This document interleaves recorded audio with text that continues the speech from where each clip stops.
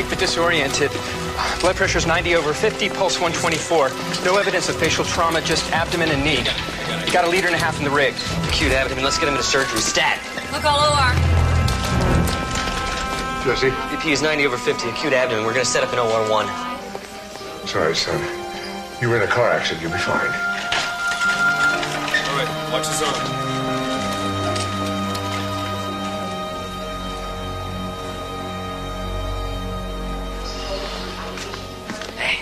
He's okay. He lacerated his spleen, but we were able to take care of it through the scope. Oh. You were in there so long. Well, you know, his right knee didn't look too good, so I figured as long as we were in there, we should scope it. So I fixed it. He'll need to spend a few days in physical therapy, but otherwise, he's going to be fine. I tell you, between the VIP nurse's treatment and the Demerol, he's going to get himself a good night's sleep. I suggest you go home and do the same. Yeah, I think it will.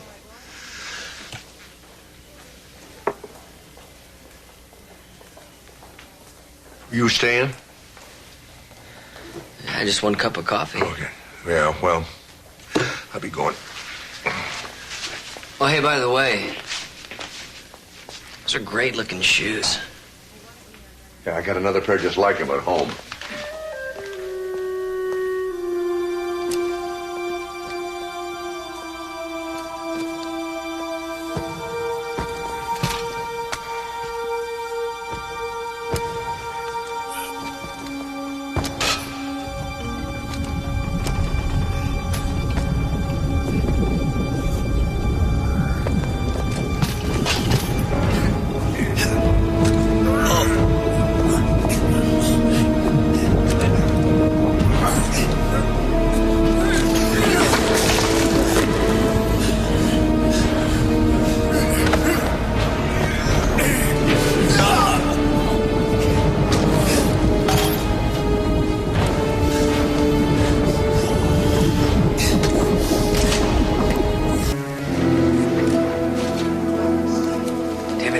Stromycin? You're giving all the samples away to indigent patients again. That's why you gave them to me in the first place. I thought I was supposed to be the salesman around here. You know, you never did give me an answer. About what? When can we have lunch? Tomorrow. Hey, you're on. Isn't that the drug rep from Zentex Pharmaceutical? Yeah, Robin Hilton. She's kind of cute, huh? Yeah. Did you check in on Steve? Yeah, he's still sleeping. Doing pretty well, though. Zentex is in the middle of some trials for a new cancer drug. Aren't they Lexamide? Yep. Didn't I hear that you invested a bunch in the stocks for Zentex? A bunch? On layman's terms, yeah, you could say a bunch. But the actual technical term is truckload. Well, Jesse, no offense, but isn't that just a little bit like insider trading? Insider trading? No, that's not insider trading. Let me get this straight. You take kind of cute Robin lunch, and you find out how the clinical trials are going on the new miracle drug. You determine how many truckloads of stock you're going to buy based on the information that Robin gives you. Now, isn't that just a little bit like insider trading? Not at all. No, not at all. First of all, pharmaceutical stock analysts follow the trials and report through the media. All right, so anybody with any interest in these trials can hear about them on the evening news. Well, that's right. Dan Rather talks about Lexamide every night. Secondly, we won't know the final verdict on Lexamide until the FDA announces it publicly. Until then, everyone has an equal chance to buy Zentex stock now or later. I'm just betting that the trials are going to be successful. Based on information you get from the drug rep. Yeah, and Dr. Hart, who happens to be a very good friend of mine. And, you know, besides, I follow up on all the patient's progress myself. It's not insider trading. It's more like standing on the outside, peeking in through the door trading. I need backup. There's been a murder. They were struggling over something, and then... Wait a minute, they knocked over a bottle of something. It was red or orange on that wall, right? They must have cleaned it off somehow. Steve. Look, the doctor had a knife. Look, I'm telling you, I saw them as clearly as I'm seeing you now. You sure it wasn't a dream? The patient was in that bed. The doctor was fighting with him. It was no dream. It must have been the Demerol. What are you saying? I was hallucinating? Well, that happens sometimes. Post-op medications can interact. I had a patient who thought she saw a soccer game going on in her room. It seems so real. For what it's worth, Steve, nobody's been in this room since you were admitted last night. You just take it easy and take care of yourself and get better. I brought you a shaving kit and that Robert Craze novel you were reading. Thanks. Important thing is to get you off to physical therapy right now. We gotta keep that knee flexible. Knee? Oh, yeah, you tore a meniscus. Jesse had to fix it. You let him come near me with a knife? Just be grateful I took that sports medicine seminar in Denver last year. Grateful doesn't begin to express how I feel. You know, I could have gone to an asthma conference in Bora Bora. Yeah, but the skiing's not nearly as good there, huh? You know, you help a guy out, you make sure that he's gonna walk again, and this is the thanks you get.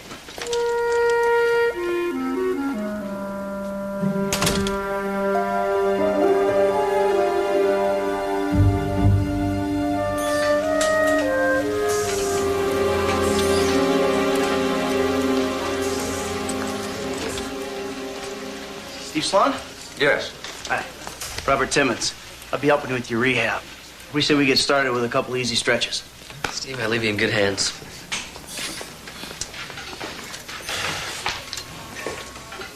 I'm really sorry to tell you about your husband. It happened rather suddenly. I mean, I stopped in to see him around 8, and his vital signs were normal.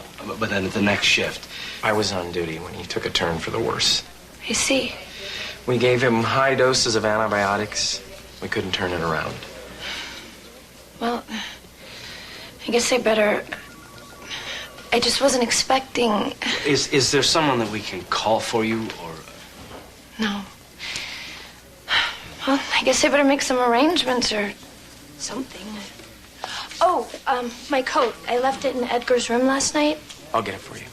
Thank you. It's a red cashmere. Mrs. Wellers, I know you and your husband were having a tough time. I just want to say that. I know. He was so awful, wasn't he? You know, my Aunt Pongi always used to say, we all have a purpose in life, even if it is just to serve as a horrible example. I'm sorry. I don't know about that. I'm Oh, I didn't mean you. I'm sure you did everything you could. Well, I guess I better call some funeral homes.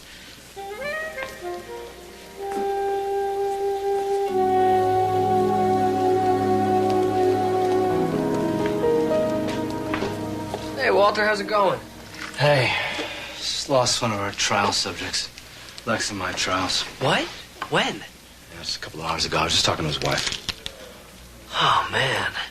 When he was 64, he had colon cancer. And the Lexamide was beginning to make a difference. I mean, his CEA was coming down. Not soon enough, huh? Well, it wasn't the tumor that got him. He was in septic shock. You know the source of the infection? No. But it looked like staph in the gram stain. I mean, his fever spiked in the middle of the night. By the time the resident caught it was too late. Widow take it pretty hard? I heard them fighting last night when I was on my rounds. I mean, you'd think, since he had died, that she might feel a little, bad. She doesn't. Who can figure people, huh? Well, when I make my report to the FDA, they'll probably want to start the protocol over for a new patient. And we've got a long waiting list, so it shouldn't take too long. It's just, if he wasn't taking the Lexamide, he probably would have succumbed to the cancer by now anyway, but still, you think you're going to give someone a few more years.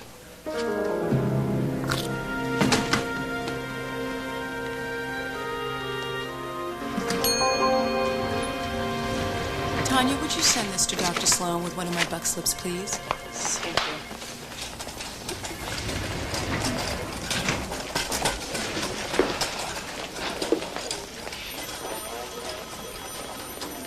Dr. Zimmerman to recovery.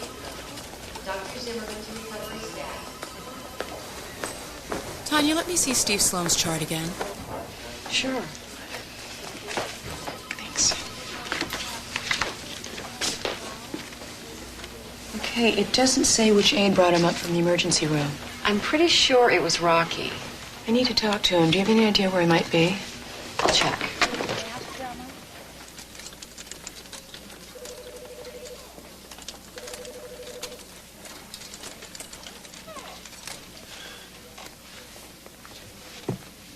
What are you doing? Hi. Probably nothing. What's all that? Oh, I asked your captain if I could bring these over. These are your unsolved cases. Were you worried I'm going to have a little too much extra time in my hands? No, I got to thinking. Now, maybe this thing you saw, the murder, The hallucination? maybe in some way it's related to a case you were working on, and that's why it was so real to you. You thought that if I took a look at some of my old cases, I'd realize which one was making me hallucinate. Maybe. Look, Dad, I appreciate what you're doing, but I didn't make this up. The man was killed in this room. He knocked something over when we were fighting. There was a stain on that wall. How about a John Doe strangled in Griffith Park? Two gang members in a knife fight. Yep. Well, according to the witnesses, they had their baseball caps on backwards. Now, a baseball cap on backwards could look like a scrub cap.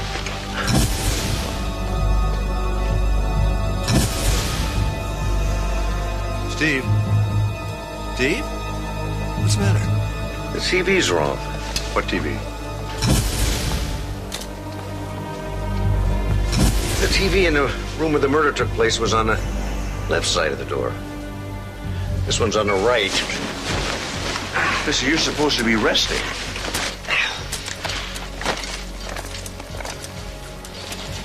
You're gonna get better if you don't rest.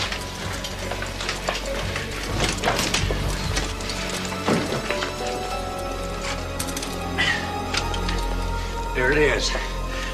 That's it. I spoke to the aide who brought you down from recovery, and he said that he placed you in this room for a couple of hours until your room was ready. And that's when I saw the murder.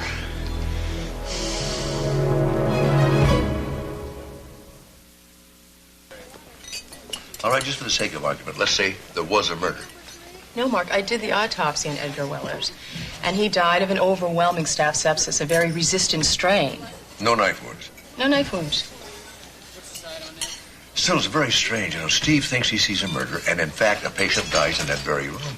And what about the betadine all over the wall? Hey, I spoke to Dr. Hart. What do you say? Well, apparently Wellers was in the middle of a pretty ugly divorce. She wanted him to break off the prenups, but he refused. And if they had gotten divorced, well, she would have walked away with a very small settlement. And now that he's dead... Yeah, she gets everything. Hart also said that during his rounds last night, he heard the two of them fighting in Edgar's room. I suppose if they did get physical, one of them could have knocked that bottle of betadine against the wall. Guys, Wellers died of a staph infection. What time is my physical diagnosis class this afternoon? 4. Gives me plenty of time. Plenty of time for what? Oh, you wouldn't happen to have Mrs. Weller's address, would you? There is no harm in covering all the bases.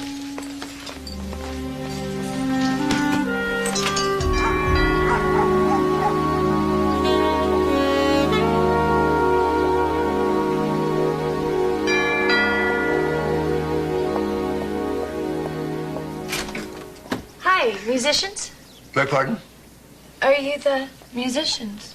Oh, no, I'm Dr. Mark Sloan from Community General Hospital. May I talk to you for a moment? About what? Won't take long. Sure, come on in.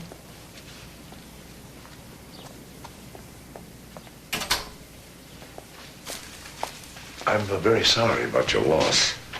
Yeah, well, trying not to dwell on it. Can I fix you a drink? No, thank you. This is a little bit awkward. You were in the hospital, I believe, the night your husband died. Yes. Did you by any chance have a fight that night? My husband and I fought every day we were married. Why would the last day be any different? Oh. Do you think you threw anything at each other? Throw anything? No, we argued, but... Well, do you think you could have thrown or knocked over a bottle of betadine that might have splashed on the wall? No, he was laying in bed. We yelled at each other, I left, and I came back in the morning and he was gone. What is this all about? Well, some questions have come up about Edgar's death. It probably doesn't mean anything, but would you allow us to perform a second autopsy, just to be sure? Sure. You want him? He's all yours. Oh, well, you had him, Cremated? Yeah, this morning. Well, I'm expecting some people in a few minutes, for the wake. Yes. You're welcome to stay if you'd like. Oh, thank you, but no.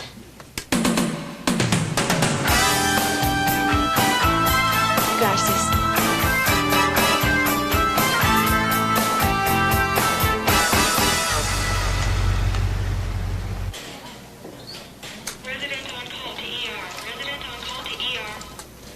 What took you so long? Don't be so sure of yourself. Could have been somebody else wheeling themselves into your room.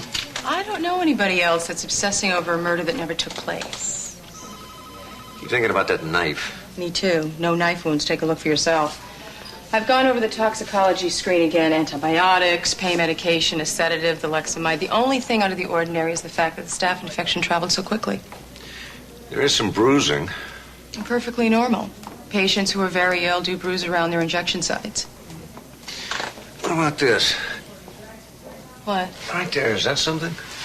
Well, that could be a tear. Sometimes when a patient moves too suddenly during an injection, the skin does tear due to the needle. It's not that uncommon.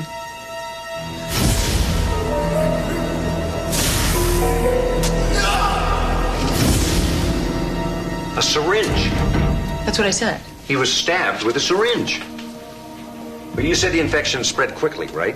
Well, yes, it had to have been a very virulent strain, one resistant to antibiotic treatment. Could it have been injected? Look, here's what I think happened. The guy I saw in Weller's room injected him with a sedative that knocked him out, and then a highly concentrated dose of staph infection to kill him. So now you're saying we have doctors roaming the halls killing people? I'm not saying that. What are you saying? You have various strains of staph in your infectious disease lab right here. Who would have had access to them?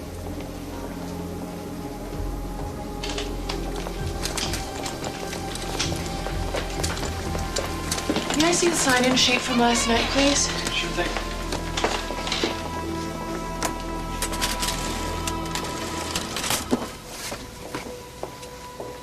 Thank you. That doesn't look like a hospital issue. A. Wellers, 9:15 p.m. His wife? I really find it hard to believe that any of our technicians would sign some stranger into the lab without seeing identification. It wasn't even a signature, really. It was printed.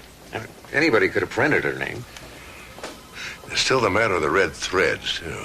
Now, both Dr. Hart and Dr. Walker confirmed that Ashley was wearing a red cashmere coat the night of the murder. Yeah, I like her for this, guy. She seems to be perfect for it. But without a signature or a definite match on the coat, we don't have enough for an arrest. Sushi, anyone? Where'd you disappear to? Oh, I was out doing a little bit of research. Where? The two guys from Osaka? There and a few other places. Gentleman's Request, June 1990. The Nurses of Gentleman's Request. Take a look. Thanks, but I still have my novel to finish. I think you want to take a look at the centerfold. Man, it's so unlike you. Whoa, Ashley Nelson, registered nurse, Community General Hospital? Nelson was a nurse at this hospital? You'd think you'd remember someone like her. Well, if she was dressed like that, maybe I would. Okay, so this must have been before she married Edgar Wellers. Yes, she was on private duty after his first heart attack. Well, with a body like that, I'm surprised she didn't give him another one. How'd you find out about this? I went to see Dr. Hart. He seemed to know a lot about his patient's personal history. So I asked him, how did Edgar meet his wife? The rest is literary history. Here's her nursing profile, right here. So she would know about hospital protocol and infectious diseases, too. And how to administer a lethal injection to a troublesome husband. She'd also have a Community General ID. Expired. That could be fixed. Mrs. Wellers has a lot of questions to answer. This is ridiculous. Just because I didn't like him doesn't mean I killed him. Mrs. Wellers, what were you doing in the infectious diseases lab? I wasn't there. We'll know the answer to that if there's a match on the threads of your coat. If this is some kind of an attempt to blame Edgar's death on me, I'll sue Community General right out of existence. Edgar died under your care, not mine. Mrs. Wellers. If you have anything else to say to me, tell it to my attorney. Thank you. Well, it wasn't exactly a confession. If the threads match, we don't need one. 3 ladies. Here it is. It's about how my luck's been going, all right? Full house. Deal me out. I'm done. Sorry to see that surgery didn't hurt your poker game any. You operated on my knee, Jesse, not my brain. Yeah, my mistake. You in? You know, it's just that whoever killed Edgar Wellers was wearing full scrubs, a mask, and a cap. Steve, first of all, no one even believed there was a murder. Then you proved that there was. You even figured out who the murderer was. So relax. You can stop working the case. Yeah, I'm just not sure Ashley Wellers killed her husband. You were sure yesterday. No, you were sure. I just didn't know how to dispute the evidence. Well, it is pretty hard evidence to dispute. I mean, she's a nurse. We have threads of her coat tying her into the infectious disease lab. She hated her husband. Now that he's dead, she gets everything instead of nothing if they'd gotten a divorce. It just seems like someone would have noticed if a woman that looked like her was wandering around the lab wearing a bright red coat. 2 cards. How many? I need to talk to her. Well, the last thing she said to us was if we had anything else to ask her, we could contact her attorney. Well, you're just going to have to convince her to come see me. Me? I don't think so.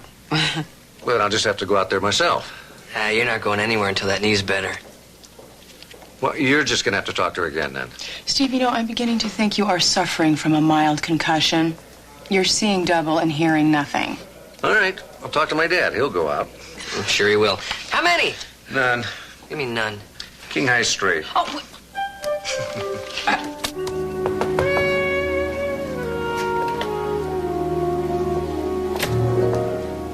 Hi. Wonder if I might speak with you for just a moment.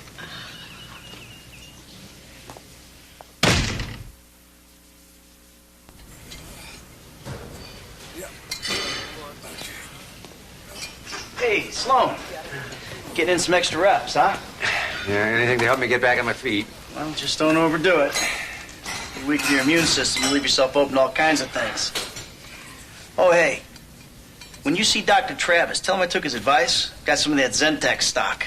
Yeah. Down $6. I'll tell him.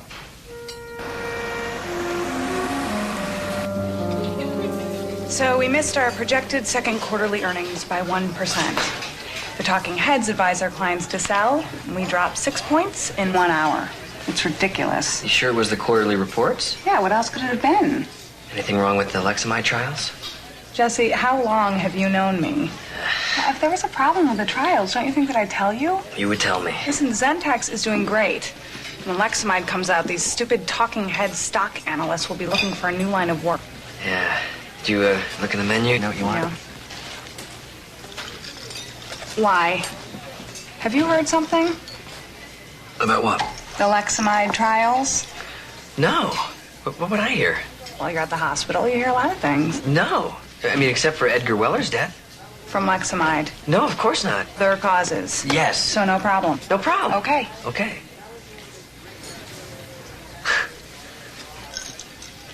You do know about the trials at Keller Memorial Hospital, don't you?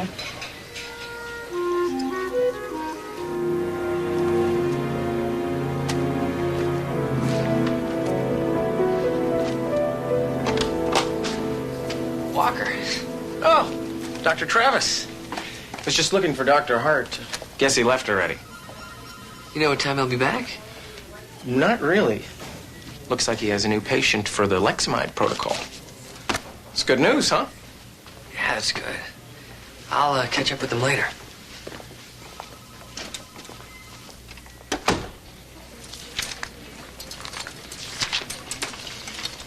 Hi, Detective Steve Sloan? Yes.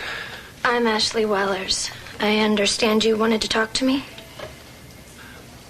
Yeah, well, after I slammed the door in your dad's face for the 3rd time, he went out to the beach side of my house and started serenading me. He made me laugh. He's good at that. Well, he said that you needed to talk to me and that if I was innocent, you could be the best friend I could have. So I'm here. There's some things about your husband's death that don't quite add up to me. I don't think you killed him, but the evidence against you is pretty strong. I didn't do it. Can you explain how a thread from your coat got into the infectious diseases lab? If they're threads from my coat. Yeah, my partner Cheryl called this morning. They match. I left my coat in Edgar's room that night. I suppose anyone could have gone in and pulled threads. Can you tell me what you and your husband argued about the night of his murder? Yeah, he wanted to leave the Lexamide trials. Why? He said he was getting all these side effects, dizziness, nausea, itching. I said, who cares as long as it stops the tumor? But he was determined to leave. You positive about that? Yeah. He had me bring up all the forms. He said he was going to go to the press, to Mike Wallace, tell the world that Lexamide was a fraud. I tore up all the forms and threw them in his face. I mean, I didn't like him, but I didn't want him to die. I thought Lexamide was helping. Ask Dr. Hart, he'll tell you. Well, to be perfectly honest, I was hoping it didn't have to come out. I did report the side effects, and I thought, and I still think that my responsibility ended there. The patient who wanted to leave the protocol is murdered, and you hope that no one has to discover that. I don't believe that he was murdered. I don't believe you cared one way or the other. Look, I was angry that Wellers wanted to leave. I get furious when people enter clinical trials, take advantage of the best medical care there is, and then drop out before the trials are completed. Furious enough to stop them? You are way in line, pal.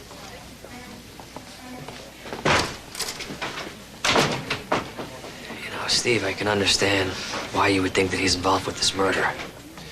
Did you know Edgar Wellers wanted to leave the Lexamide trials? No. What other secrets has he kept from us?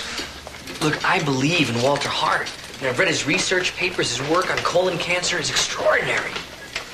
Have there been any other problems with the Lexamide protocol? Not a community general. Has this research been carried out at any other hospitals? Yeah, Keller Memorial. It had to be stopped. Why? Because the population did not reach statistical significance. It means that too many participants either dropped out or died of other causes.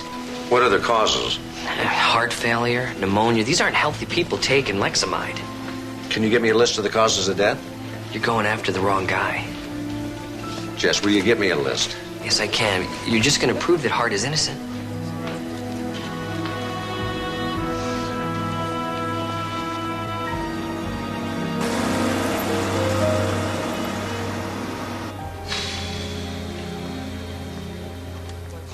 Dr. Hart, are you busy?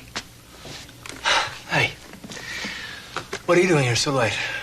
I needed to talk to you about the Keller Memorial trial. Okay, what about it?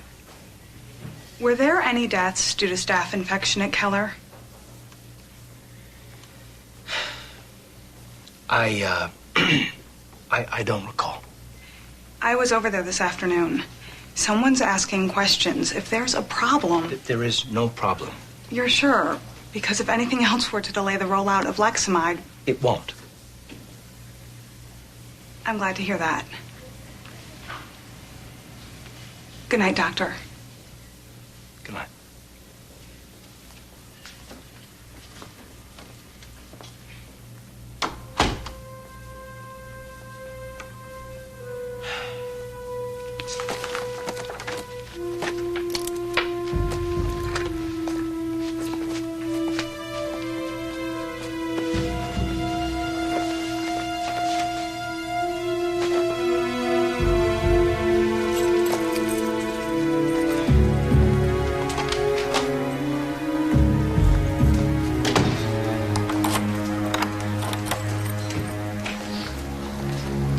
Late, Doc?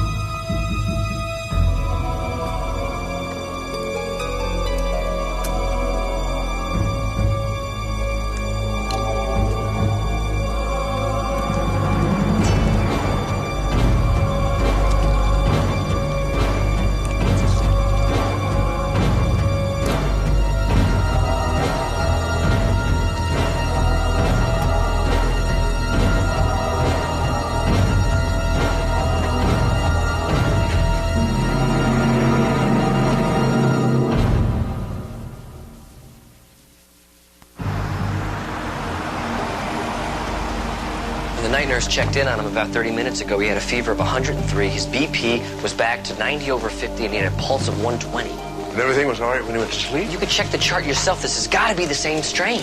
Staph. Yeah, resistant to antibiotic treatment. I gave him maximum doses of broad-spectrum antibiotics. I even gave him a dose of vancomycin. Nothing. Maybe we should put him on the Zoladex. That hasn't been approved yet. We can't let this infection get the jump on us. That's what happened to Edgar Wellers. It could be toxic. I know the risk, Jesse. It'll knock his kidneys out. And if we don't act, he could die. I'll take care of it.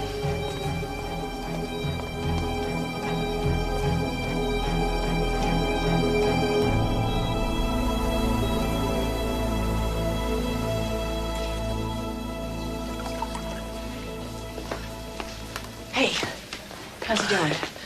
Well, he held his own during the night, but still no improvement. And Mark? He's in there with him. I think they're both sleeping. Jesse, if there's an outbreak of staph infection in this hospital... There isn't. There isn't. What about Steve? I know. Steve Sloan, Edgar Wellers, Doris Shumway. Doris Shumway. She was a patient at Keller Memorial. Steve asked me to find out the causes of death at the Keller Memorial trials. The last patient to die during those trials, the one who caused the studies to come to a complete halt, died of a sudden virulent staph infection. Does Steve know? Not yet. And I bet he was given the staph to keep from finding out. I don't understand why anyone would want to kill Edgar Wellers just because he was dropping out. None of the other patients died during the trials. It's just too much of a coincidence to be random. You have to figure out what the motive is. Why did Dr. Hart kill Wellers? You know, I bet that the answer lies in those research notes. Oh, he'll never turn those notes over to us. Besides, it's far too much data for us to go over. But I could pull up Doris Shumway's autopsy report. Jesse, can I talk to you?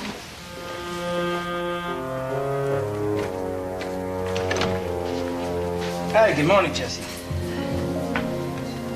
Something wrong? I've just been up most of the night trying to save the life of my best friend, Steve Sloan. Oh, the detective.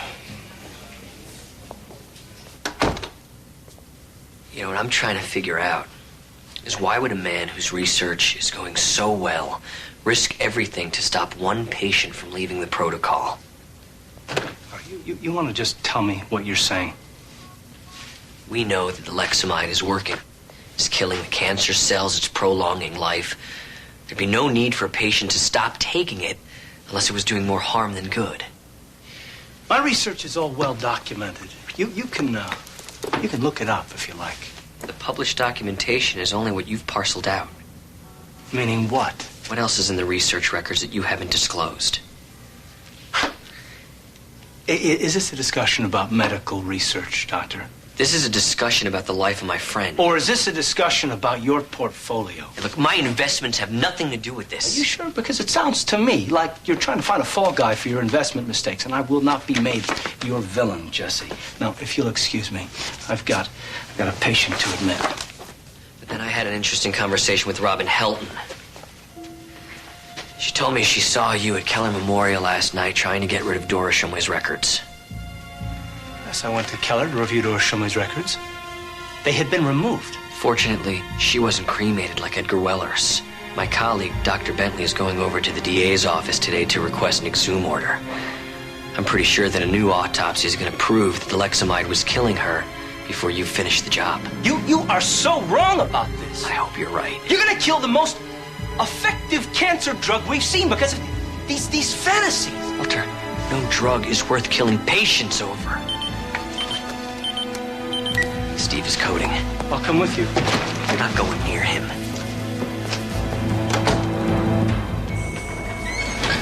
How long has he been in BFib? About 1 minute. Charge the pedal to 200. Charging.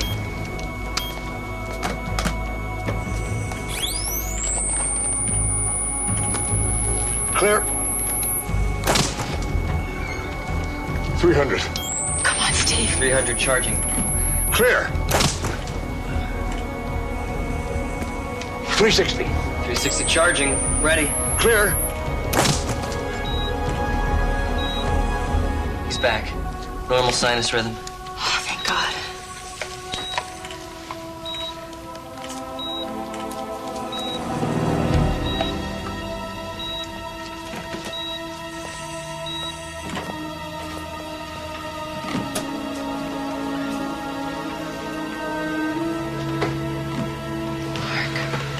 It's all right. It's all right.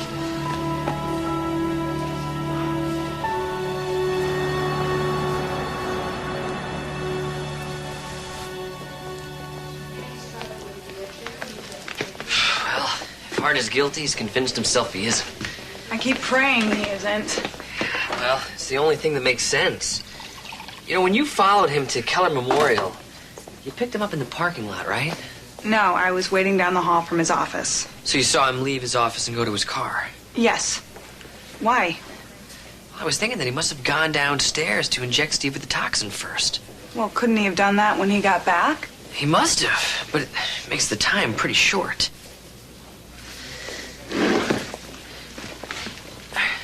You sure you got to Shumway's files before he can get a hold of them? Yeah, and there were no notes in her files to indicate any side effects from the Lexamide.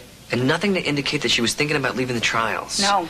And no way to prove that the staph infection that she died from was in any way out of the ordinary. Mm-mm.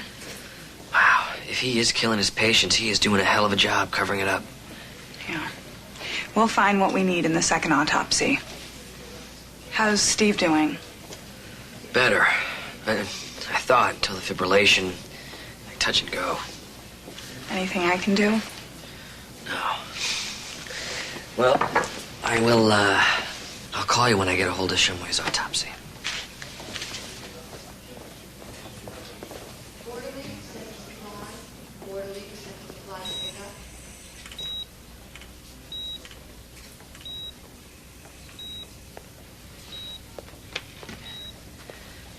Hey, you're exhausted. No, I'm fine. Why don't you, go home? I'll stay here with them. You haven't had any more sleep than I have. I tell you what, I'll flip you for it. Heads I stay, tails you leave. Okay. All right, I'll go down to my office and I'll take a nap on the couch. I'll be back in 4 hours. Okay? Should make it 6. Nurse Willis, please come to the pediatric nurse station. Nurse Willis, please come to the pediatric nurse station.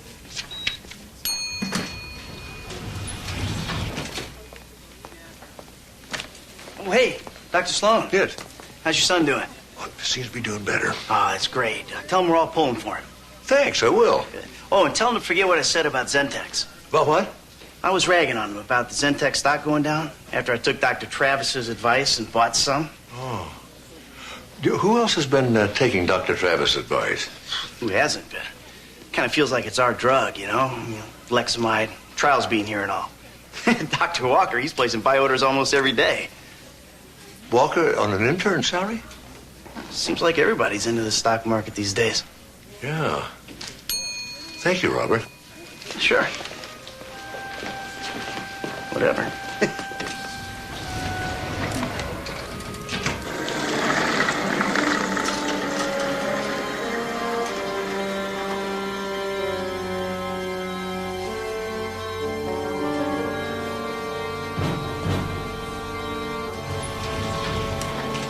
Mark, I've been looking all over for you. I'm afraid I have some bad news on the Shumway autopsy. You know, I was just up at the credit union. We've been looking in the wrong direction. What's your bad news? You go first.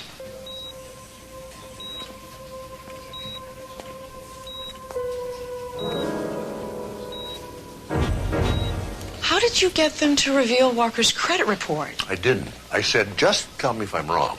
She didn't say anything. Well, even if Walker did empty out his savings account, that doesn't mean he invested it in Zentex. No, but if he did, he'd be desperate to be sure that drug got approved. He'd have as much writing on it as Dr. Hart does. Listen, would you ask security to meet me up in Steve's room? I think I should talk to them. Sure. All right. Oh, what was your bad news? Oh, I heard from my friend who works at the DA's office. I'm afraid we're not going to get that order to exhume Shumway's body.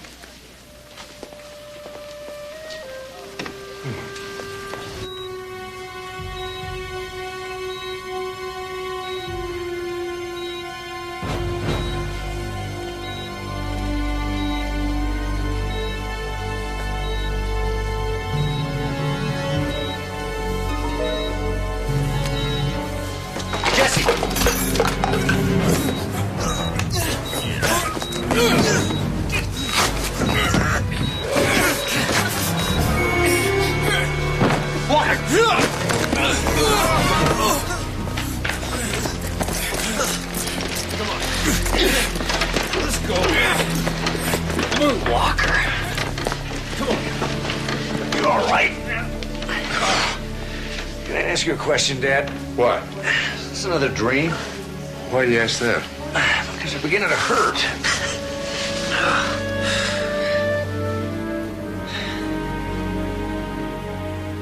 I'll just be glad to get home, get out on the beach, do some surfing. Now, you don't want to start overdoing it too soon. Oh, Dad, believe me, getting out in the sand and surf, getting some exercise is exactly what I need.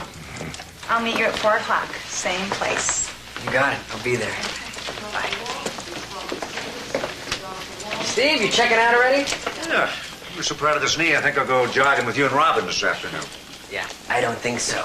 See, 2 is company, 3 is Too many? too many. Anyway, Cheryl called. They're arraigning Vincent Walker next week. You know what I can understand? Why didn't he just dump that Zentex stock when the market dropped? He couldn't. He was out on margin. The guy invested every cent he had in it. So when the stock went down and his broker started calling him, asking him to pay off the margins, we panicked. Well, I can see not wanting to face financial failure, but murder? Look, if Edgar Weller said anything bad about Lexamide to the press, Walker's house of cards would have come crashing down. I know why he went after Steve. He was afraid Steve was on to him. But why did he go after you? Because I had seen him snooping around Hart's office. It was just a matter of time before we'd put it all together. I see somebody I owe a pretty big apology to. Excuse me.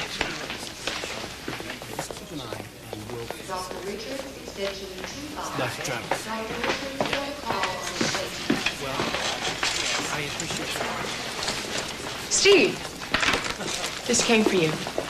Oh, who's it from? I didn't open the card. Detective Sloan, thank you for believing in me. Thank you for believing in yourself. If you need a private duty nurse, I'm always on call. Ashley Weller. Save me the chocolates. You know, you should think about getting a private duty nurse. Dad. She seemed like a lovely person on the inside. Well, I'm sure she is, but I'm fine, thanks. Well, you know, just so you're completely on your feet again. Pistachios?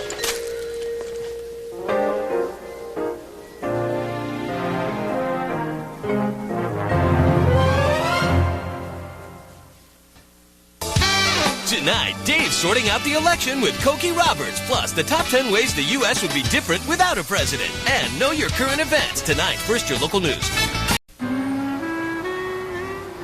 10,000 feet, they level out, and you climb out onto the wing. Oh, I just couldn't do that. Then you jump. It is so incredible, Dr. Sloan. Just the adrenaline rush. It's so beautiful and exciting and terrifying. Not for $1 million would I jump out of an airplane. How about your husband, Derek? Does he jump? Mr. CPA, the only excitement he gets in life is deer hunting. Maybe you and I could take a jump sometime. Stacy, I wouldn't want you to see me screaming for my life. 25-year-old construction worker, crush injury to the chest, BP is falling, no breath sounds on the right. Stable enough for a chest tube? Let's hope so. Yeah, number 2's open. Stacey, I'm glad you're here. Yeah, let's move it. We'll need respiratory and x-ray in number 2. We'll start a large bore IV and set up for a chest tube. We'll need some number 7 gloves for Dr. Travis. Yeah, exactly.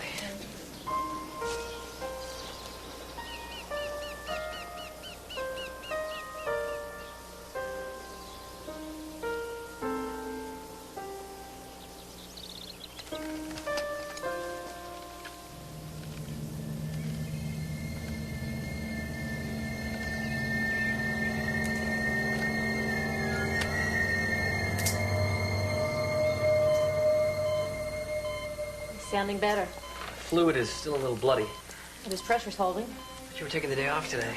Derek decided to go hunting. Get bored sitting at home. No risk for boredom here.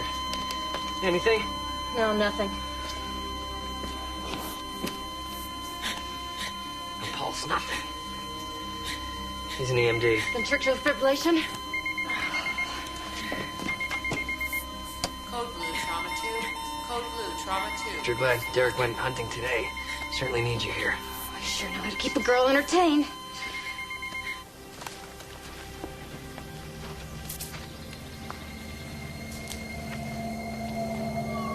Someone there? Hello?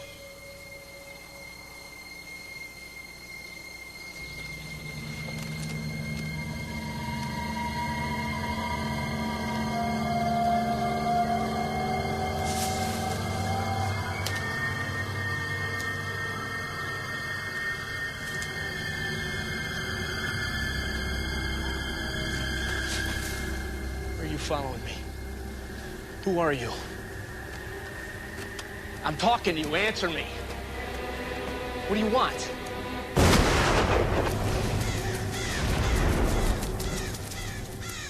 Guys, wait a minute. Wait a minute, please. Look, I'll give you a statement if you'll just let me speak. Now, as you seem to know, this young man is being charged with the shotgun murder of Derek Bradshaw in the Angeles National Forest last Wednesday. The boy is underage, so we're withholding his name. If there are any further developments, we'll issue another statement. So if you'll excuse us, let him through. That's it for now, guys. It would make a great seminar. I think we could get Schmidt to do it with you. It would be, emergency repair of a ventricular rupture. Be great. Mark, look at that. What? That's the kid who worked at the hospital, isn't it? What's his name? Ray. They're accusing him of killing Stacy Bradshaw's husband. Ray?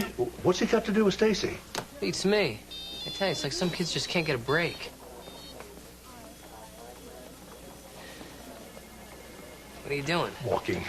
Yeah, I see that. Why are you walking? See this pedometer?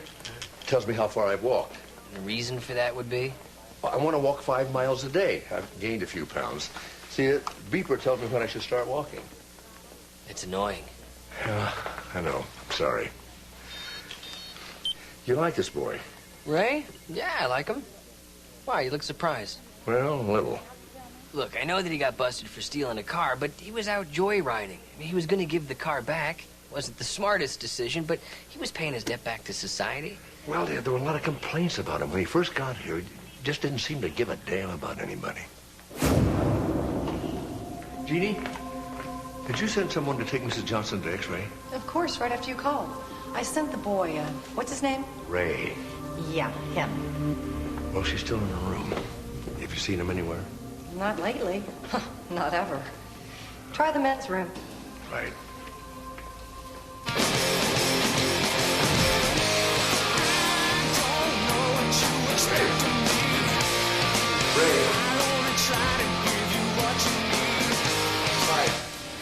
First of all, there's no smoking in the hospital, right? Oh, shit, no problem. Look, I'm sorry, Dr. Sloan. Ray, if you can't do what you're asked, maybe you don't belong here. I'm doing my best. You were supposed to take Mrs. Johnson to X-ray. Well, Gene said at 3:30. Really, it's true. It was 2:30. Maybe I misunderstood. Ray, if I report you to the court, they're going to revoke your community service and send you back to juvenile. Oh, please, don't do that, Dr. Sloan. I don't want to do that. Can you just try a little harder, please? I will, I promise. You want me to take Mrs. Johnson down? No, I'll take care of that. You go see Jeannie and see if there's anything you can do. And Ray, pick up the butt.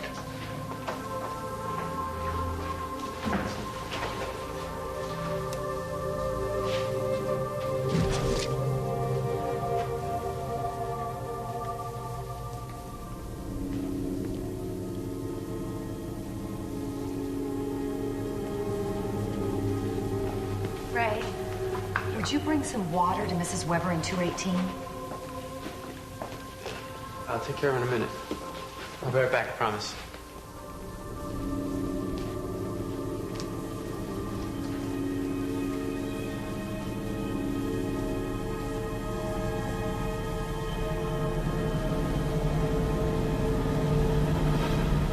Hi.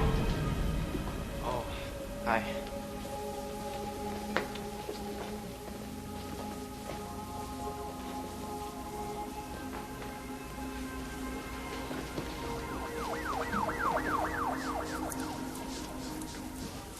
Could you take the cuffs off?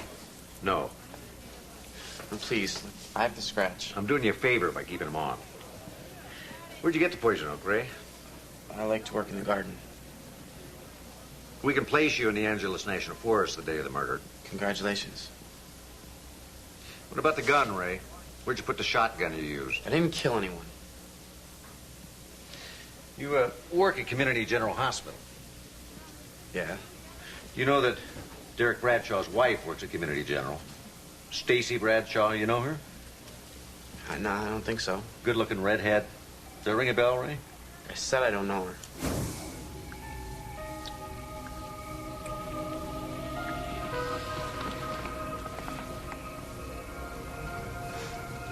Say something.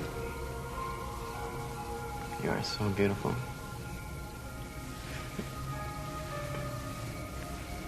What's that? What? Right, stop. No. What is that? It's nothing. It's not nothing. How did that happen, Stacy? Derek and I had a fight. He hit you? How often does this happen? Are there more black and blue marks?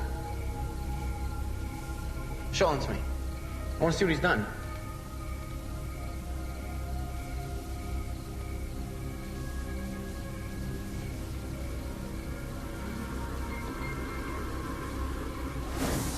You know, I don't get it.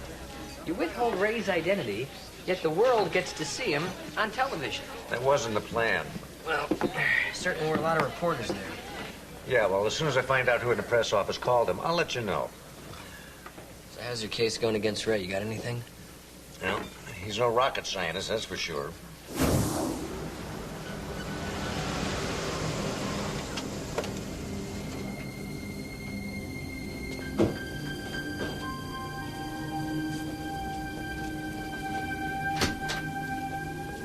Mr. Santucci?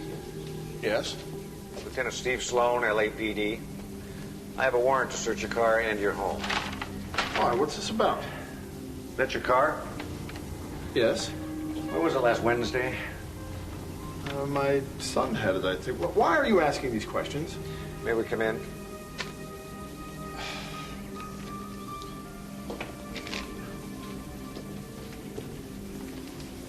Something wrong? Actually, we'd rather talk to your son about that. Is he home? Ray?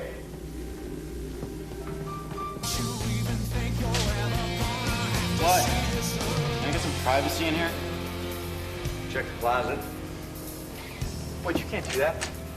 You need a search warrant. Oh, we have one. There's some case of poison oak you've got there. Yeah, I'm sure you care. Lieutenant? Did you, drive your dad's car out to the Angeles National Forest last Wednesday? I don't remember. Well, let me make this simple for you. Your dad's car was seen out there last Wednesday, very close to where Derek Bradshaw was killed. We know you had the car that day.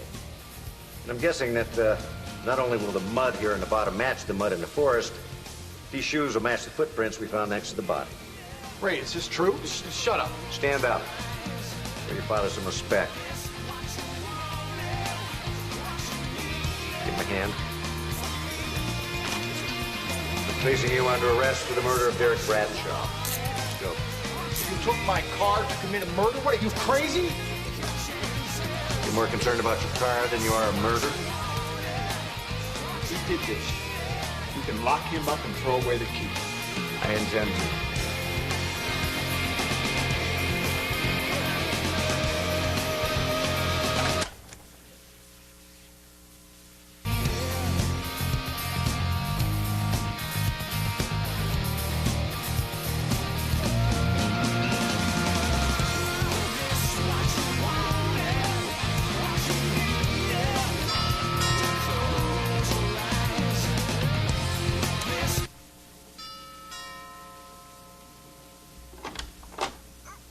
Dr. Sloan, what are you doing here? I apologize for bothering you on your day off. No, come on in. Is there something wrong? No, I'd like to ask you a couple of questions, if I might. Okay. Oh, can I get you anything? No, thank you. Have a seat. Well, Steve has arrested a young man named Ray Santucci for Derek's murder. Oh, yeah, I saw him on TV. Do you know him? He works at the hospital. You know, I thought he looked familiar. But you don't know him. No, I don't. Is there any chance that Derek might have known him? I don't see how. That's really an amazing coincidence. Why? What do you mean? What are the odds of someone you work with, you don't even know, being accused of your husband's murder? I mean, it would make more sense if you had some kind of a relationship with the boy. But I told you I don't. Well, thank you. I just had to check that. Thank you, Stacy. I'll go. Oh, I know what I wanted to ask you. The music that was playing when I came in, who was that? Lead Lizard. Why? You like it? Well, it sounded kind of familiar. Sounded like something one of the kids at the hospital was playing. Not that many people know who they are. Well, for the life of me, I can't think of who it was now. I'll figure it out. Right. Bye-bye.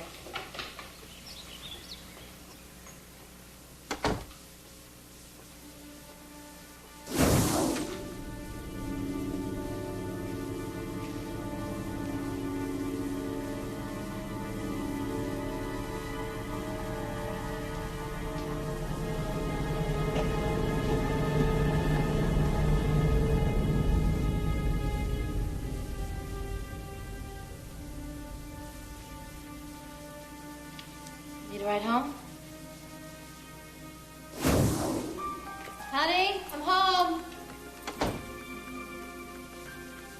Derek? Where have you been? I was worried about you. It's 9:45. I've been out necking with a 17-year-old boy. Very funny. What really happened? We had an emergency laparoscopy. The guy was a bleeder. It just took longer than anyone thought. Yeah, well, I got a couple calls still to make, so I'll be up in about 20 minutes. Must have really missed me.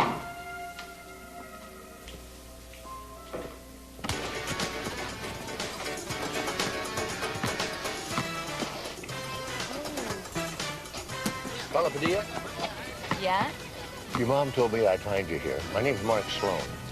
I'd like to talk to you about your friend Ray. Why? Well, I'd like to help him. That's novel. It's true. I'm hungry.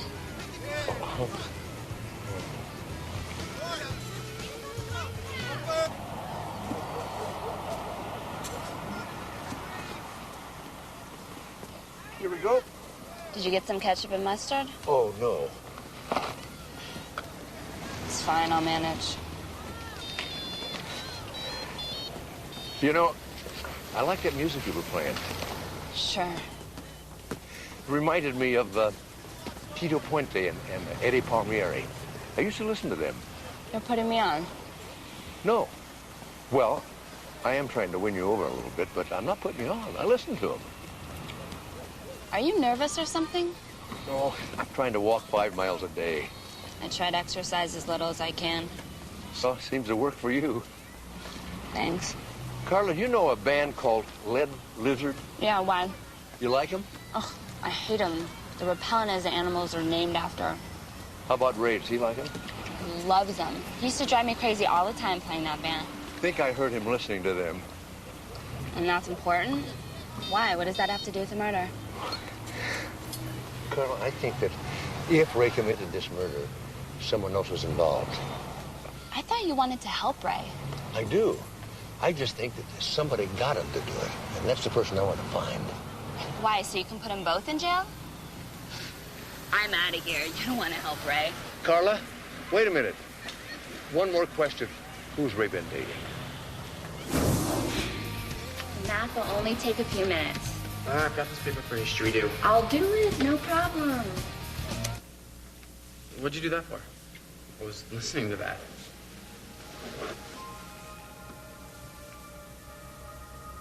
What's up? Ray, you know you're my closest friend. I don't like the sound of this. No, it's good, really. And I feel like I'm your closest friend. Yeah, so? Well, I figure friendship is the basis of a real relationship.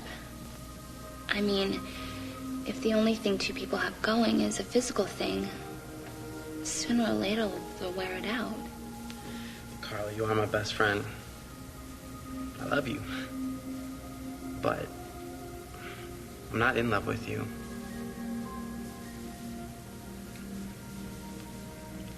You've never tried.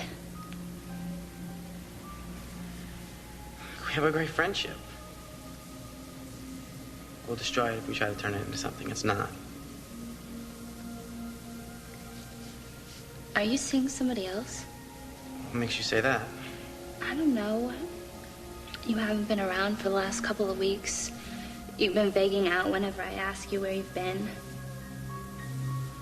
I didn't want to hurt you. That's why I didn't say anything.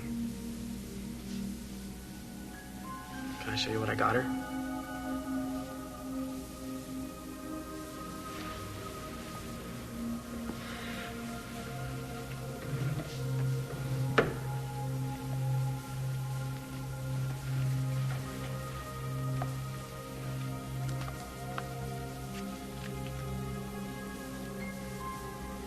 think it's too much? Love forever. Carly, it's very important. Who's Ray been dating? Me?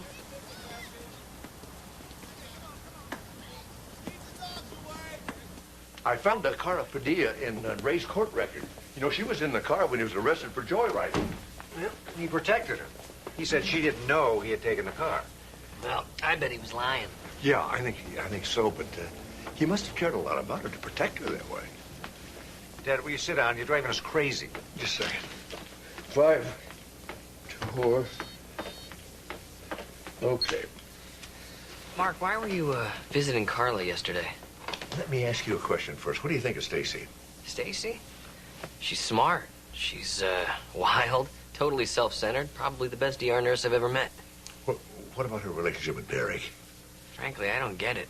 I mean, I don't like to speak ill of the dead, but I think she married him for his money. As far as I could see, it's the only thing they had in common.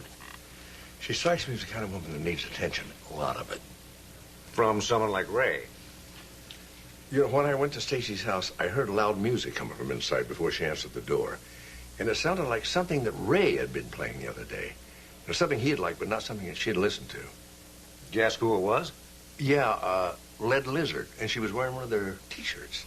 Stacy was listening to Lead Lizard. Yeah, Carla says that Ray loves them. Do you think he gave her the CD and the T-shirt? Yeah, I do. We got another problem, though. Carla says that she is Ray's girlfriend. Well, if Ray isn't deeply involved with Stacy, I don't know why he committed this murder. Neither do I. Oop.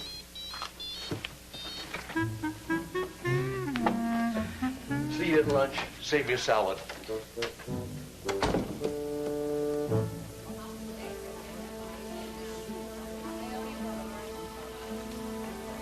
I'll be right back.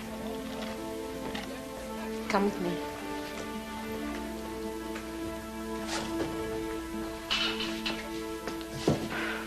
What are you doing here? I can't be seen with you. They've been asking me questions about Ray. Who's asking questions? The police? Some guy. I guess he's a detective. His name was Mark Stallone, and he wanted to know who Ray's been seeing. What did you tell him? That scares you, doesn't it? What did you tell him? I told him nothing. You got Ray to kill your husband. That's not true. And blind as he is, he's protecting you just like he protected me. I didn't ask Ray to do anything. What's he hit you with? Forget it, Ray. What's he hit you with, Stacy? I don't know, just things. Whatever's around. I'll kill him. Calm down. It's not important. I won't let anyone do this to you. He just does it every once in a while. I'll kill him. I swear. I'll kill him if he hurts you again. You used him. You got him to commit this murder, and no matter what happens, you'll never wind up with him. Do you really think I would let Ray spend the rest of his life in jail? Yes. Well, you're wrong. Everything is under control. We have a plan, and if you will just keep your mouth shut, everything will be fine. Understood? Yes. Good. Now get out of here. And don't ever come back. You never cared about Ray.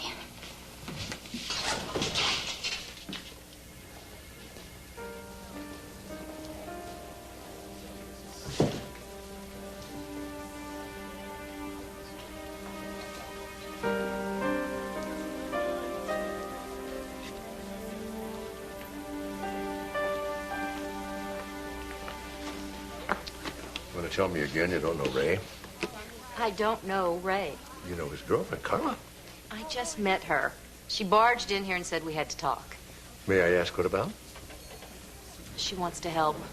She's in love with this boy. She says he could never do something like this. I guess she was just hoping I suspected someone else. Do you? Suspect someone else? No. What's all this about, anyway? I thought you had enough evidence to convict Ray.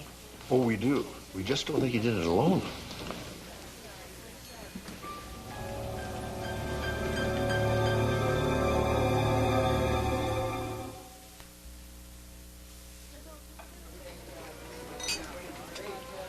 did good, Dad.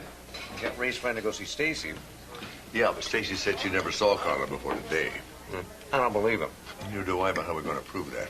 You know, I could have a talk with Ray. I mean, he doesn't know what Stacy told you. If he finds out Carla and Stacy are talking, maybe he'll give us his side of the story. You know, this is worth a try. Stacy's got him wrapped around her little finger. Well, not one person in that hospital seen together.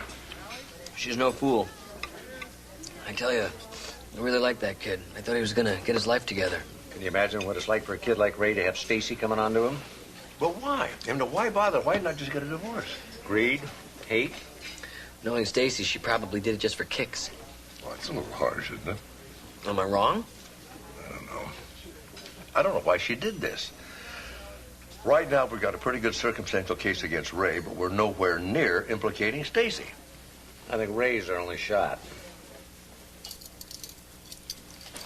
Come on, Lieutenant. I'm begging them for Calamine lotion. You have to help me out. Forget the poison oak, Ray. Listen to me. We don't like to make deals with shooters, but I talked to the DA today. If you'll explain Stacy Bradshaw's involvement in her husband's murder, he's willing to cut you a deal. I don't know Stacy Bradshaw. Don't lie to me, Ray. Your friend Carla went to see Stacy. I know you know her. Okay, I know her. But I didn't kill her husband. I don't even know who he is. You could spend the rest of your life in jail, Ray. This is no time to play hero. But can't you get it through your thick skull? I didn't do it. We could reduce the charges, maybe to manslaughter.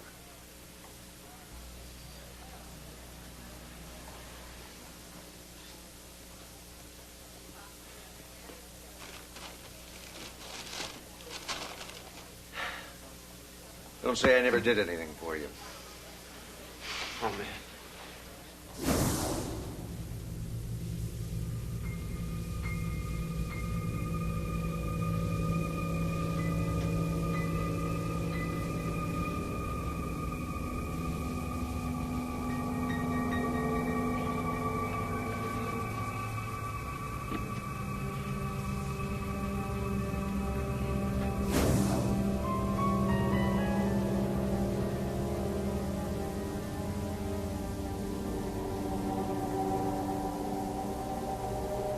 Dad, can I take the car? Be home by 6. I'm going out. Thanks. Keys are on the thing.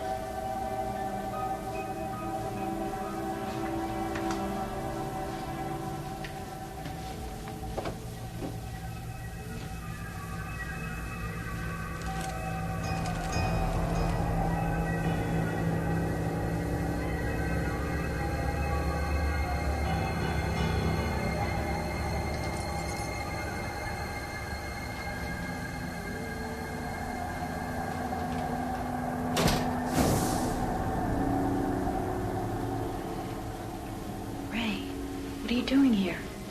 Come on, that room's empty. Oh.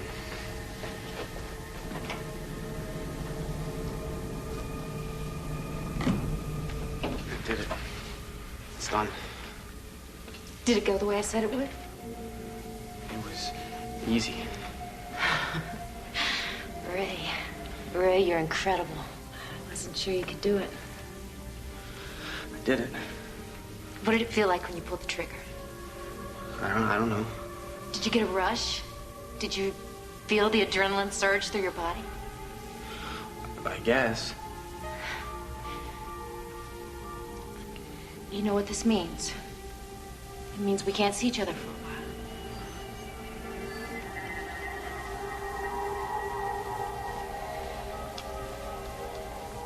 Look, we have to pretend like we don't know each other for a couple of months. I know.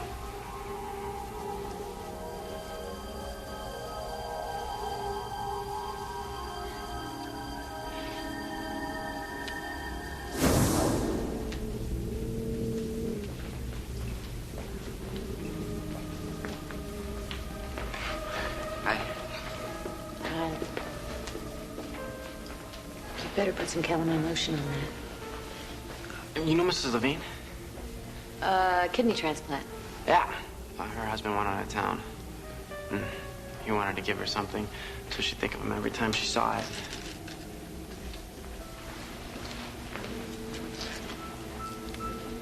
Love forever. haven't talked to you in days. I can't take it. Mrs. Levine is in room 331.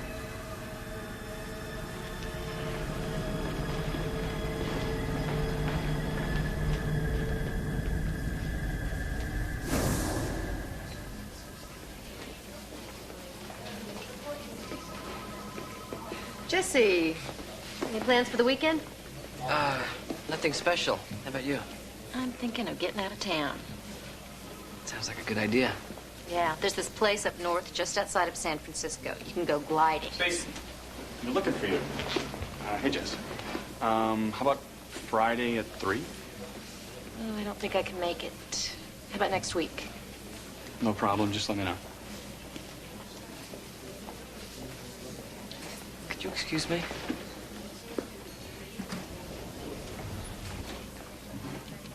Hey, have you seen Dr. Sloan? Went that way.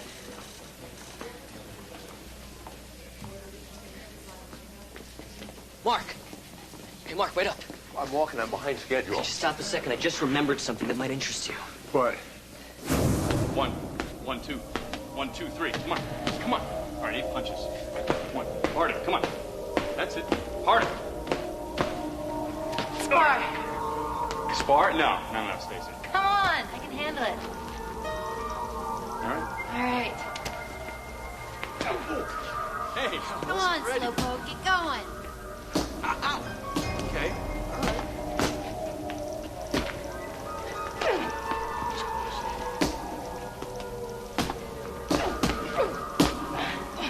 All right, I don't want to do this. You're going to get hurt. No, I'm okay. Come on, I'll just say my husband beat me up. No, forget it. Come on.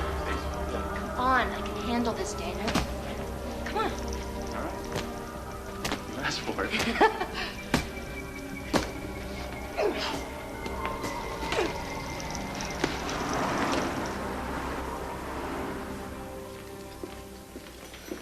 They didn't have any root beer. Hope diet soda's okay. Why are you bothering me? Carla, Ray's making a terrible mistake. I know you know Stacy, which means Ray knows Stacy. And we know that they killed her husband together. So arrest her. We can't, Carla. We have no evidence. Do you want to help him? Why don't you leave me alone? Look, if you want to help him, go see him. Convince him to make a deal. Why should he spend the rest of his life in jail when we know that Stacy was involved in it? I can't do it. I can't get involved. Why not? It doesn't matter why. I can't do it. Doesn't that mean you're supposed to be walking? Never mind that. Carl, this is serious. Ray's life is at stake.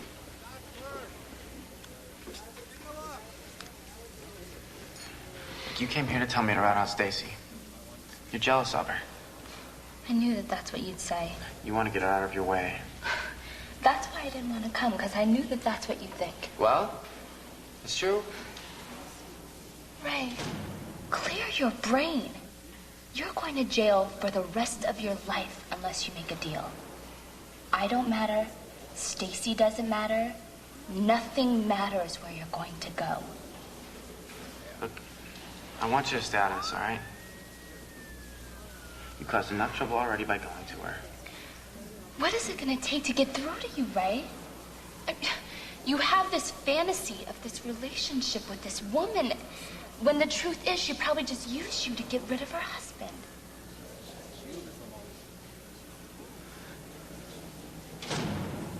You know, I made her a promise, Carla.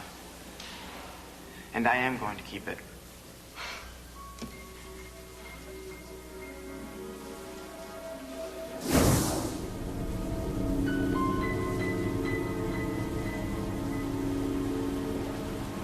Ray, what are you doing here?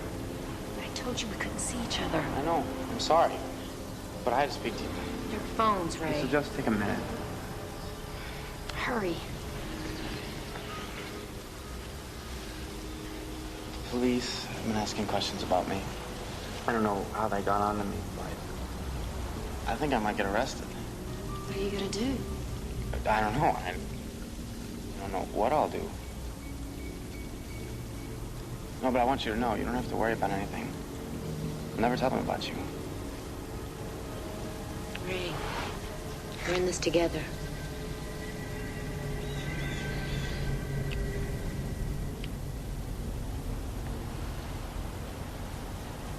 love you, Stacy.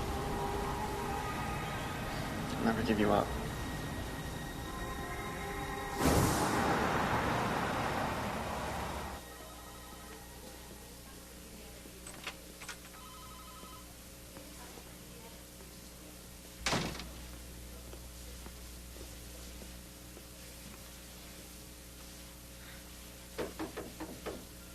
Come in.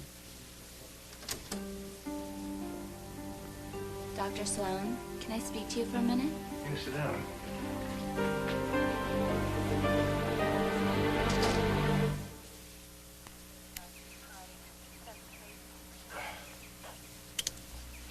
If you leave the property, an alarm will go off at the local precinct. We will find you. You'll forfeit your bail and go back to jail. Is that clear? Hey, you cost me the $500,000 in bail, and I'll kill you. And don't worry, I'm not going anywhere.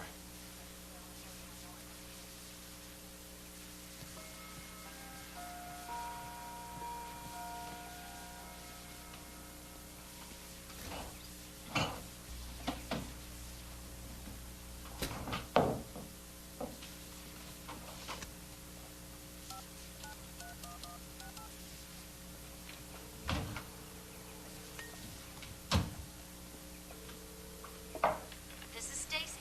Who are you? Let me know. Bye.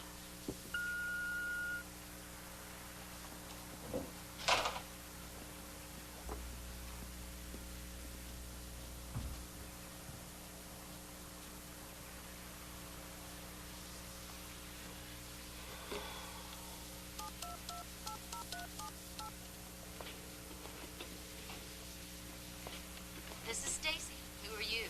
Let me know. Bye.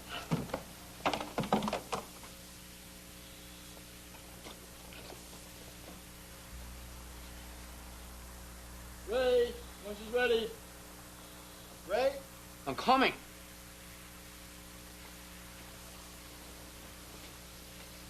Sit, sit. I made tuna sandwiches.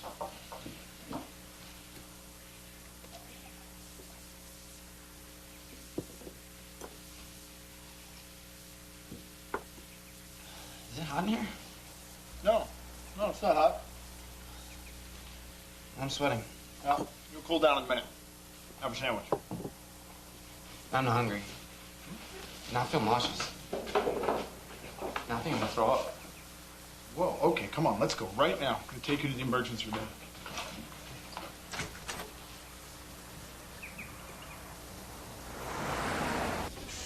Dr. Zimmerman to recovery. I need a doctor. Somebody, please get me a doctor. Ray, you okay?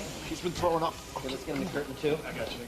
Ray Santucci, you're under arrest for violating the terms of your bail. He's sick. That doesn't change anything. Look, Steve, he's real sick. He needs to be treated. Daniel, Yeah, you guys could just wait here. Dr. McDermott to the labor room. Dr. McDermott to the labor room. Violent episodes of vomiting. Pulse is racing. Over 100. Ray, you been taking any drugs? I've been in jail. Okay, let's run CBC, chem panel, and a tox screen just to be safe. And get a KUB film. It's a good idea. I'll go talk to the police and take care of that for you. Keep your eye on him.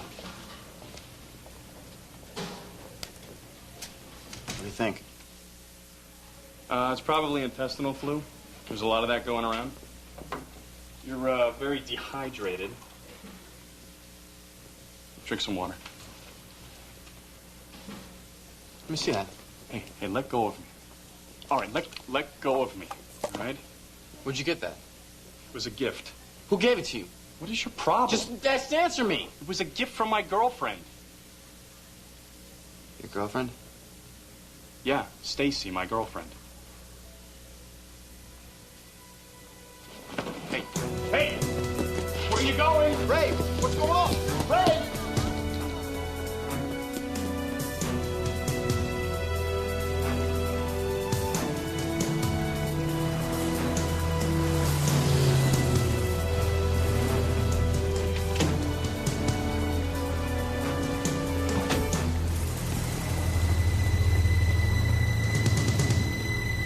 Stacy! Stacy! Exit door!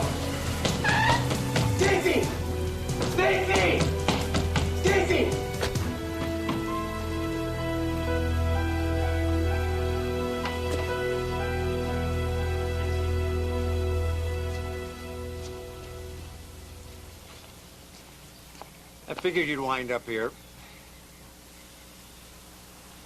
Where is she? She's not pining over you, Ray. She's out having fun.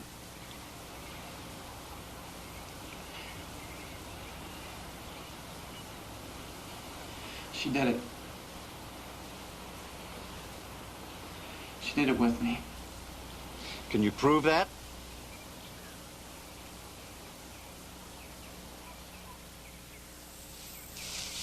I buried it here. Oh, here it is. Got it.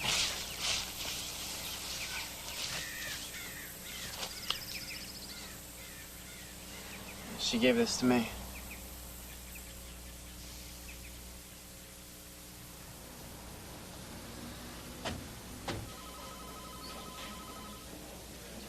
Mrs. Bradshaw. Mrs. Bradshaw, could you wait a minute?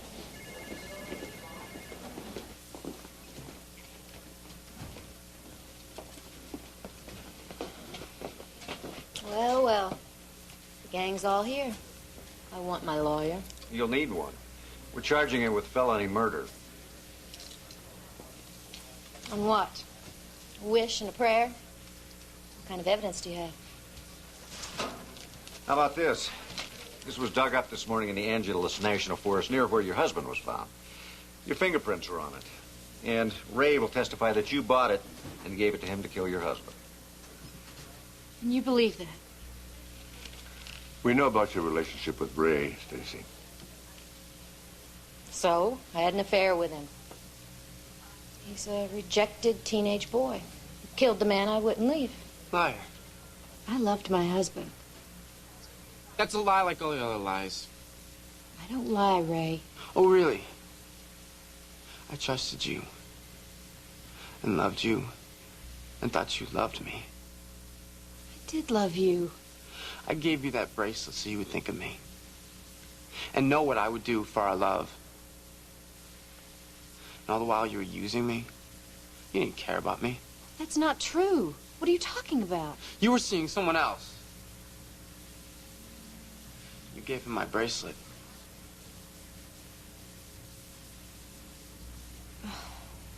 Ray, you fool. I've never taken it off. Not for 1 minute since you gave it to me.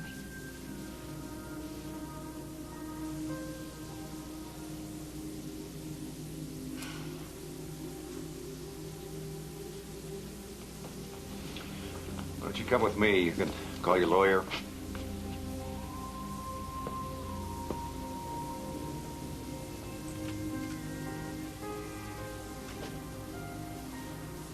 You found out about the bracelet. And you had that doctor wear one just like it. You tricked me. We were trying to help you. We gave you Ipecac to make you sick. I knew when you saw that bracelet you'd tell the truth. I had no choice, Ray. I wasn't going to let my son spend the rest of his life in jail for that woman. I love her. I love her.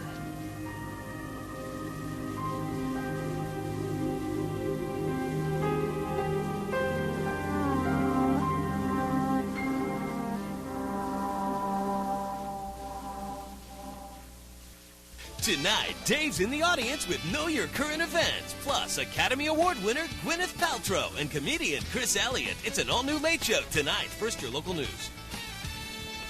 I'm John Harrington. I'm Maureen Green. Coming up next on Eyewitness News 5, an attack on an SU student has others afraid for their safety. We'll tell you what's being done.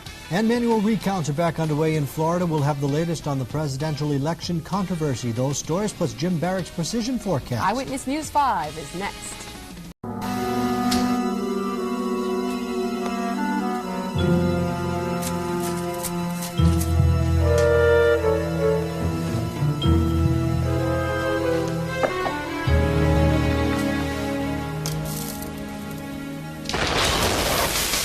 Strangers of all ages and walks of life living together in one hot house. In tonight's special edition, we're live. Let's take a peek inside the hot house.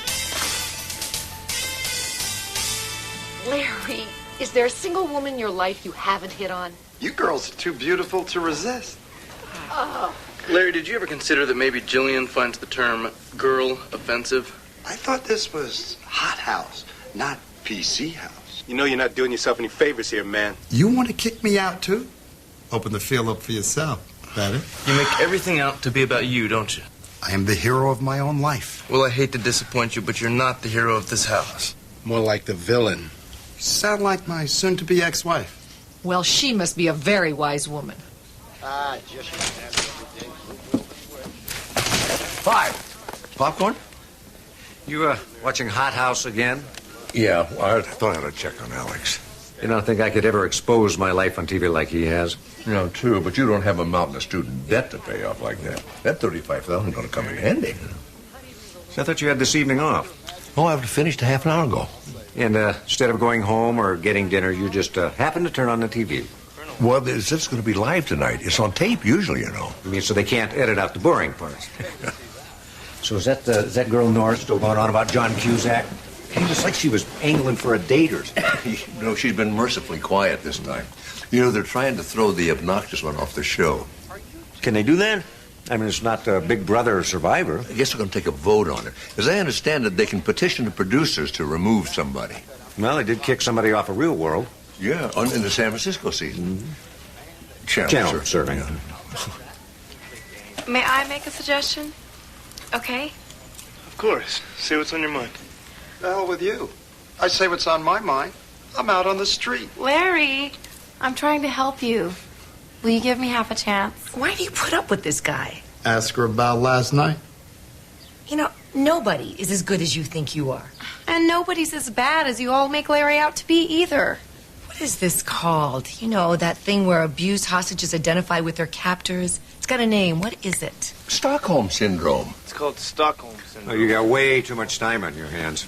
I'm out of here. Okay. I think we should all sleep on it. Can we do that, please? Can we just not make a decision in anger? That's my girl. She wants one more bite of the apple. No, Larry, I don't. I think we should all sleep alone tonight. Well, that's a novel idea. We need to clear our minds. Reflect. This is a big decision. If in the morning you all think he's gotta go, I won't stand in your way. You're just postponing the inevitable. Please. Emotions are running high in the Hot House. After we come back from a word from our sponsors, let's see the events that led up to this confrontation.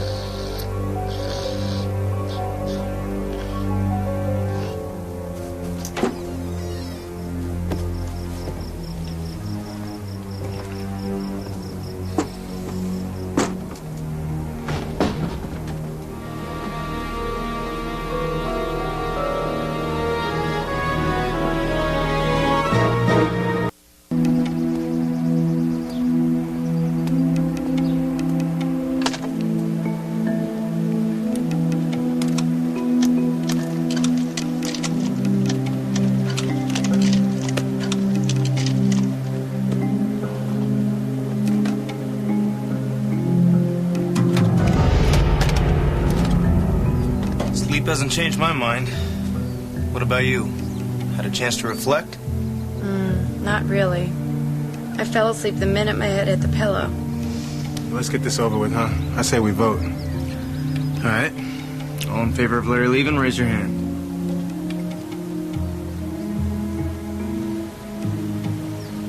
I said I wouldn't stand in your way. Who's gonna break the news? All of us. She's right.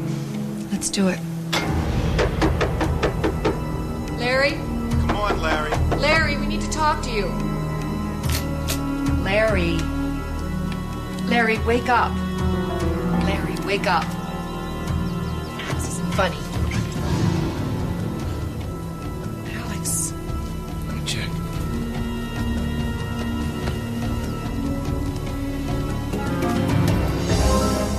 Don't let anybody touch anything. Why? He's dead. Mr. Warbler, have someone call 911. Everyone, the police are in the building. You don't have to make a general announcement. The home audience needs to know. Well, I'm not entertainment. In fact, no part of an official investigation can be used on the air, so from here on in, everything will have to be on tape and cleared with the DA's office. Now, who found the body? We all did. Yeah, we don't usually throw a wake-up party, but the house had some business to discuss. You mean like whether or not you were going to throw him out? Detective, I see you watched last night's show. The friend had it on. Now, can someone show me to the body, please? It's this way. Anybody know if he was alone last night?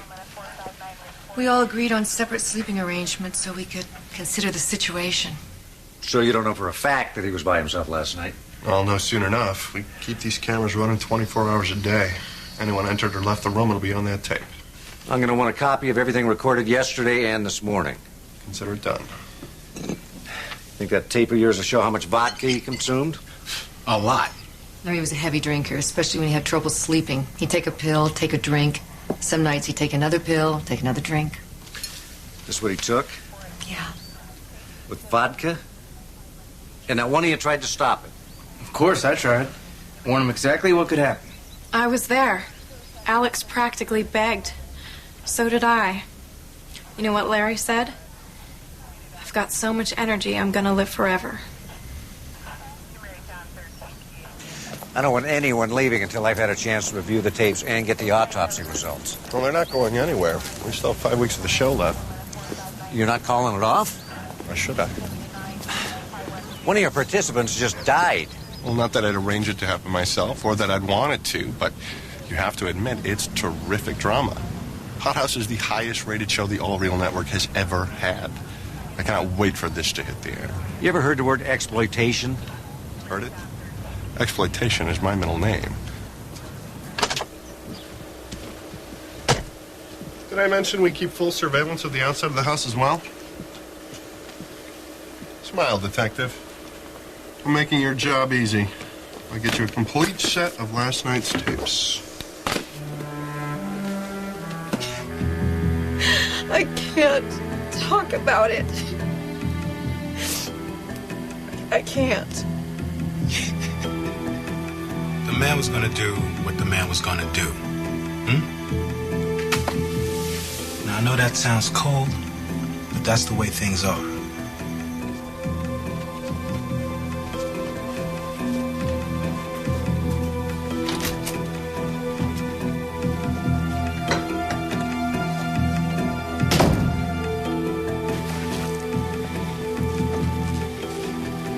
Peter, I know you're monitoring. I need you to send this directly to Detective Steve Sloan. Well, the autopsy came out just as we expected. He died of an overdose of pills and alcohol. Any way to tell if it was an accident or suicide? Well, the blood count was .28, which means he took 6 or 7 pills. Isn't that a lot? Well, it would argue for suicide, except for 2 things. When your tolerance increases, you have to have a higher dosage. And when you're inebriated and doped up, you don't know how many pills you've taken. So I can close the file? Yeah, sad any way you look at it. Lieutenant Sloan. I want you to know I'm a moral man. My best interest, I never let you see this tape. But like I said, I have principles.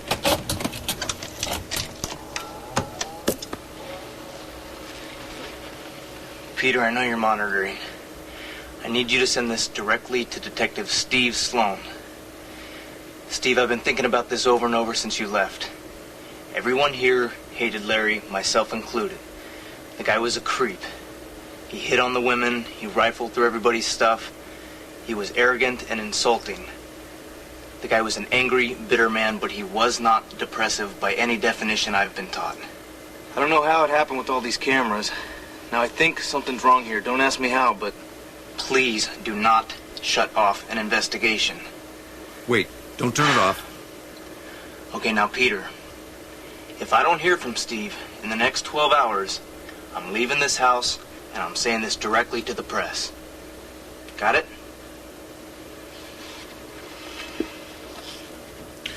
Principles. Business. You know, maybe we better have another look at last night's tapes.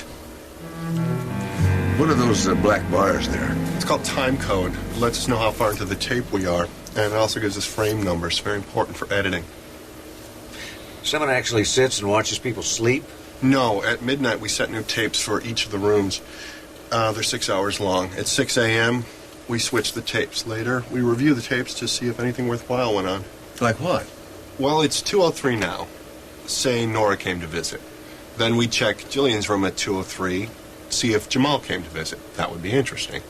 You tape the bedroom activity? This isn't Europe. We tape it, but we don't air it. Look at that. You can check the patrol logs if you think it's important. No, I didn't mean the patrol car. Could you rewind that, please?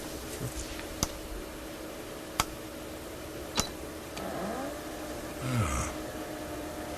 See? The windows are closed, but the curtains are moving. Now, how do you suppose that happened? Draft from the ventilation system? Yeah, maybe. Could I look at the other bedrooms, please, at exactly that same time? Sure. Why don't we start with Nora's room? She was Larry's lover, wasn't she? One of those unpredictable relationships. Oh, I don't know. I think she was kind of calculating from the start. I thought she was after Larry right from the first day. I can see you're a fan, Dr. Sloan. Well, can we call it a guilty pleasure? Well, we knew where she was. I think we ought to look at everyone, though, I think, don't you? Why can't we be honest? We all hated the guy. He had his problems. More like defects. The man was going through a bad split with his old lady. He was cheating his wife. They were separated. I'm not talking about sex, I'm talking about money. You guys didn't know? He bragged that he had $100,000 his wife was never going to find. As if I'd find that hot.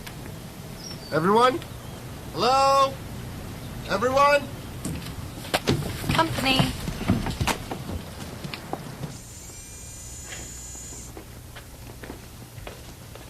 Everyone, I would like to introduce you to your new housemate.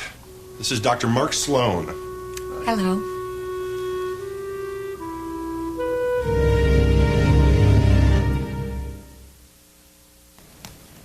Okay, first things first. Are you dietarily restricted, Dr. Sloan? How do you mean? Are you a veggie or a vegan or anything like that? As a matter of fact, I'm a part owner of a barbecue joint. Okay, you're refrigerator number 2. Jillian is a vegetarian, and I was raised Muslim, so we made refrigerator number 1 the no-no box. Top shelf, no meat.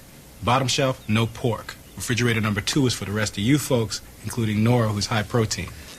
Keep it in mind.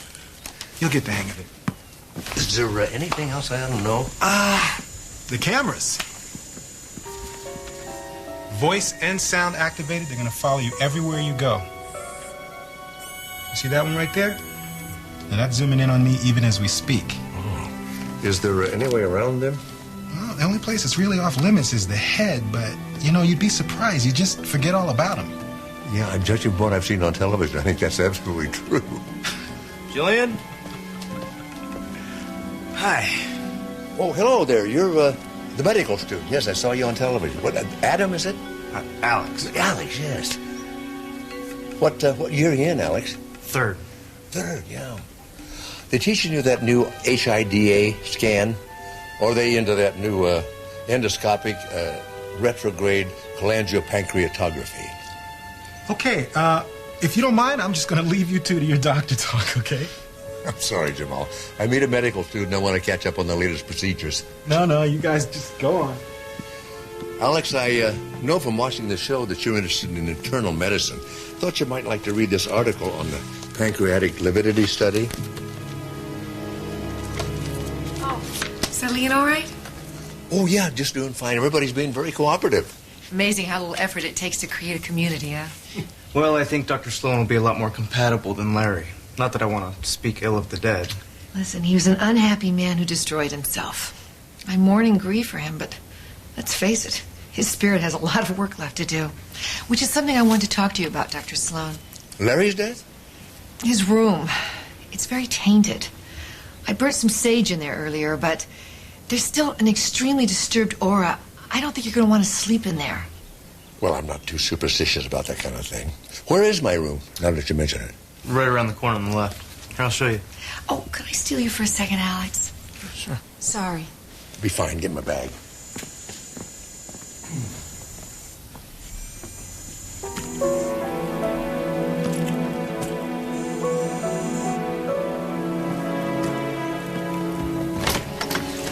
What? Am I in the right place? Oh, yes. You startled me. I was trying to get the room ready for you. Oh, can I help? Oh, I'm almost done. You'd think the producers would do this. Well, you know the hothouse rules. We've got to cope. Yeah, so it would seem. If you saw the show, I guess you know that Larry and I, well... Miss these. Thanks. It's, all going to his ex-wife. Why didn't think he was quite divorced yet? Oh, I guess that's right. Larry said she hired all these, lawyers and private investigators searching for, what was the word he used? Assets, most likely. Whatever. All I know, they really, really hated each other. Well, according to Larry, we've never heard her side of the story. You're gonna change our house, Dr. Sloan. Bring a whole new way of looking at things. Well, I guess any outsider would do that, wouldn't they? May I ask you a question? Why did I agree to do the show? Did I come across as a real bitch? No. You seem to be a very sweet girl. I mean, I didn't quite stand up for Larry. I feel really guilty about that. Well, I can't think that matters much now. Well, it matters to me. I mean, you think you're going to be on a show like this and it's not going to change you? And then you go and do things you never thought you would. What do you mean? You know, like, Larry. I'm really glad they chose you. You're going to be good for me. How so? You sound so much like my father. Your whole tone of voice. It's a real comfort. Oh, it's so good to have you in the house. So what are we going to do with this here? Oh, we put it in the hall closet. From there it goes to the Wicked Witch to the west. Oh. Oh, let me take it. No, I insist it's heavy.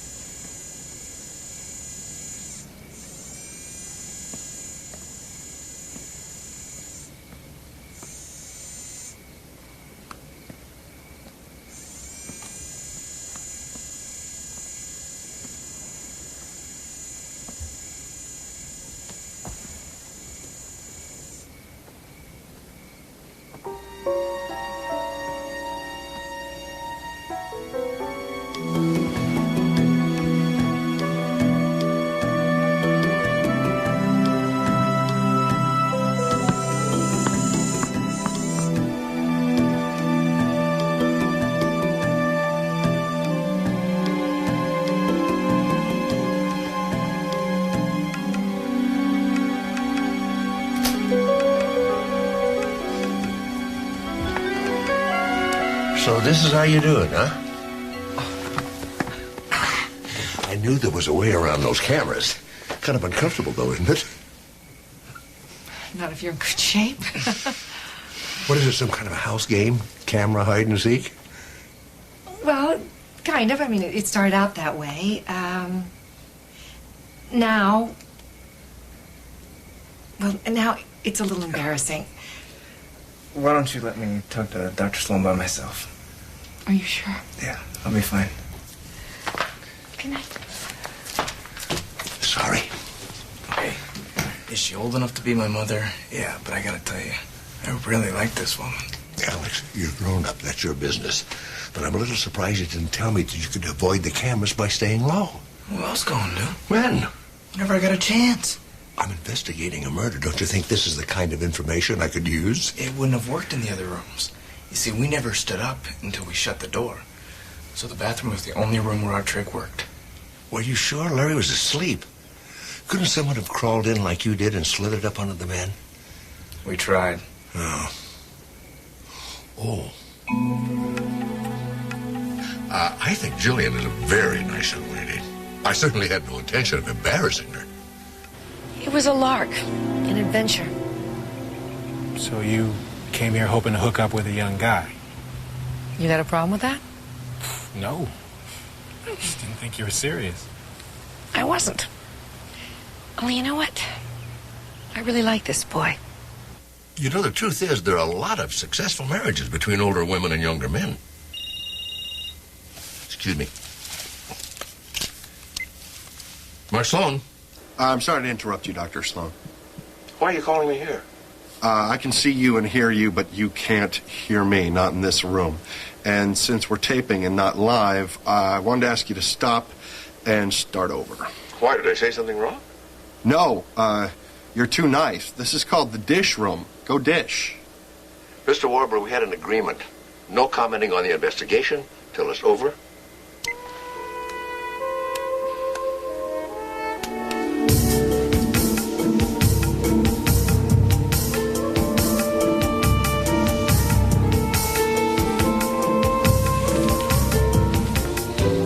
Sorry, Dad. I've been watching it the whole time. Shoot.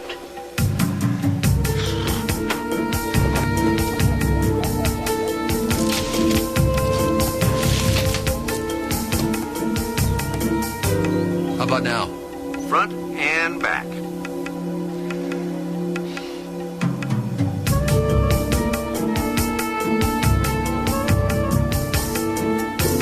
Nice try.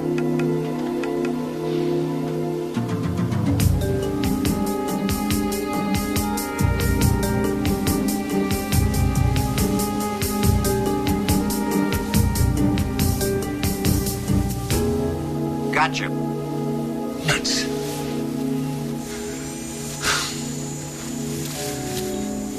There's got to be a way.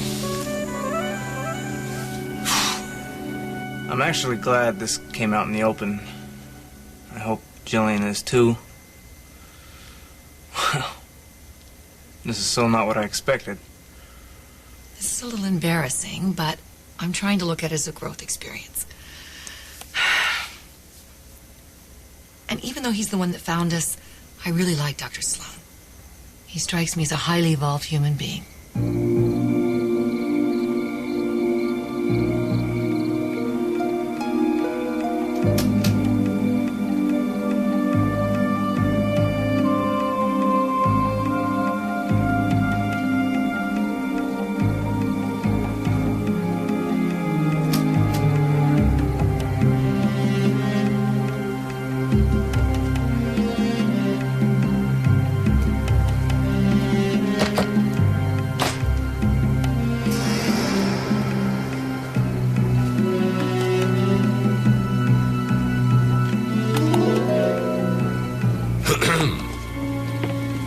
Dr. Sloan, I remembered I wrote this letter to Larry.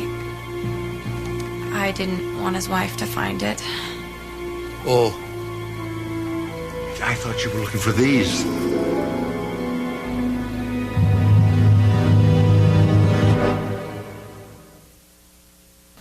I'm glad you're all here. I have to talk to you. You're all going to hear this anyway, so I want you to hear it from me. What's wrong? Last night, I got caught doing something I probably shouldn't. I'm sure this entire house feels like it's about spying to you, Dr. Sloan. No, not really. But believe it or not, we do try and respect each other's privacy. I think that's a commendable attitude. You know, actually, I think it'd be best if Nora and I kept this matter between ourselves. No, I don't want that. I want it out in the open. Okay. Last night, I went into the hall closet to get something of Larry's. Something he gave you? Something he said he was giving me. He told me I could have them, but Dr. Sloan had already taken them. What are we talking about here? Diamonds. Plural? Diamonds. As in the money Larry said he was hiding from his wife? $100,000 worth? I know it looks like I'm stealing, but I'm not. I'm not. He promised them to me. He didn't want them to go to the Wicked Witch. They were his grandmother's. Yeah, and I'm Little Red Riding Hood. It's what he said. You always believe everything a man tells you? Why would he lie about a thing like that? Money. You know, for a man who was going through a messy divorce, it seems like Larry did a lot of talking out of turn. So? Well, it's curious. When I turned the diamonds over to Mr. Warbler, he seemed genuinely surprised. And I don't remember hearing about them on the show. Larry was a braggart, but he wasn't a fool. Even in this house, you can whisper. Especially with the stereo on. I see. The main thing is, do you people believe me?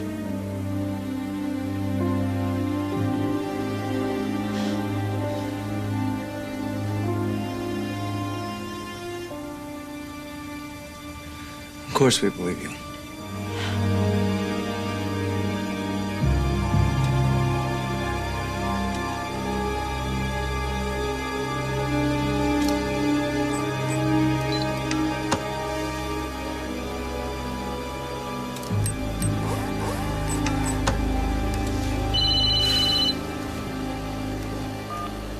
Lieutenant Sloan. Steve, did you find anything? Yeah, the tape proves she was asleep in bed the whole night. Didn't even get up to use the John. You know, I've heard of locked room mysteries. This is the first locked killer case I've ever come across. Face it, Dad, she may have had motive, but she didn't kill him. Not without help. Well, I'm afraid you're going to have to do a detailed check on every one of them. Oh, and not to mention all the surveillance camera tapes from outside. Oh, and while you're at it, you better look at every piece of raw footage on Nora that they have. This is impossible. It's all right. Mr. Warbler, would you come in here, please? Just a minute. Don't let anybody touch anything. Why? He's dead.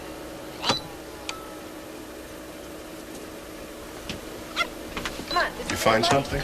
Maybe. Look at this.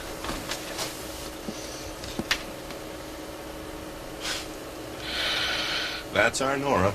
Self-obsessed to the max. Don't let anybody touch anything. There's a dead body lying in the bed, and she's picking something up off the floor. Oh, I dropped an earring. So what? You're lying. What are you talking about? You went directly to Larry's bedroom from the patio. Well, so did everyone. I checked the tapes. You weren't wearing earrings that day. I was sleeping with a guy, okay? They never show anything more than cuddling. Is that in your contract? They went over everything with us before we moved in, so we'd know what we were getting into. They even had us go into the production truck, and they showed us how everything works. And the earring? Well, there it was on the floor. I didn't want to make a big deal out of it. Not with everyone else there. And we didn't know he was dead yet. Don't say another word. Excuse me, this is a private conversation? No, it's not. You're conducting an interrogation. Oh, he's just asking me some questions. He's putting you on the fast road to conviction. Excuse me, are you a lawyer? No, just African American. You think I've never been picked up on a DWB? Driving while black. I'm not violating anybody's rights. I'm just doing my job. Nora, I'm going to tell you what my mama told me. You never, ever speak to a cop alone. You keep quiet. You send him away. You get on the phone. You hire yourself a lawyer. Your mother told you that? That's the best advice I ever had.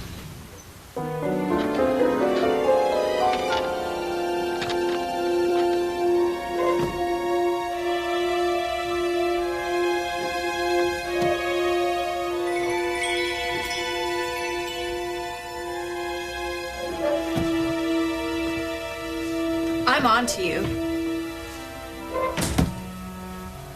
Excuse me? You're not some guy that got chosen for the show. You're a plant, and I'm gonna get you kicked out of this house. You getting this, Peter? I want a house meeting right now.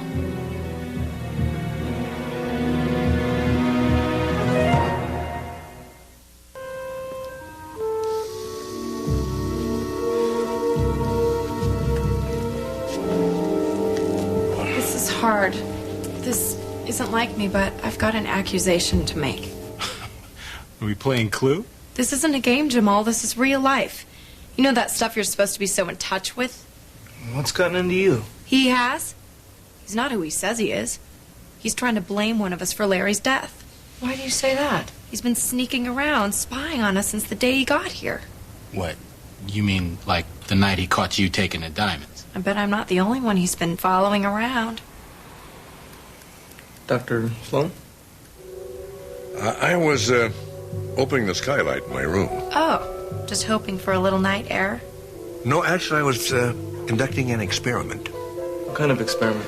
Well, I'm somewhat of a mystery buff, and I have to admit that Larry's death is puzzling me a lot. Life isn't always as clear as a book. As a doctor, you should know that. I agree with you, Jillian. Sometimes mystery is just mystery. There's a thing in medicine called a blind test, where you don't tell anybody what you're going for, and that way the hypothesis doesn't affect the outcome. And are we all subjects in this test? I do need your help. But if you participate, I'll explain everything once I get the results. I bet you will. What do you want us to do? Well, I'd like everyone to sleep alone tonight, and exactly the way they did the night Larry died. That's it.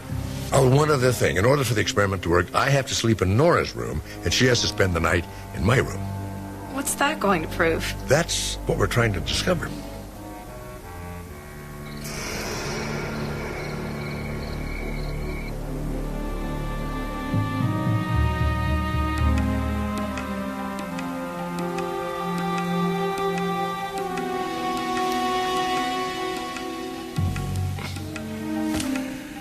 I'm not going to commit a murder.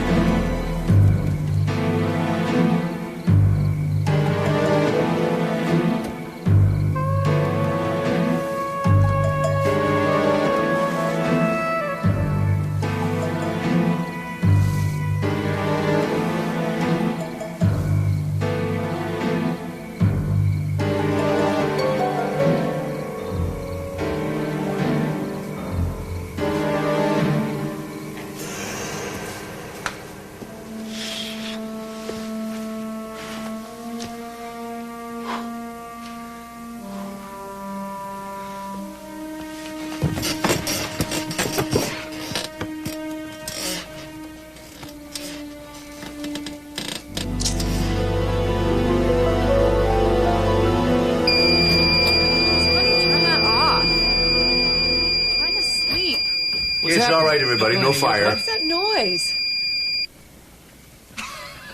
What are you laughing at? Just a second, you have to see it. So funny. Who did this? I did. Just the way John Cusack killed somebody in Grosse Pointe Blank. You remember that movie, Nora? You talked a lot about it when you first got here. Why don't you all come with me?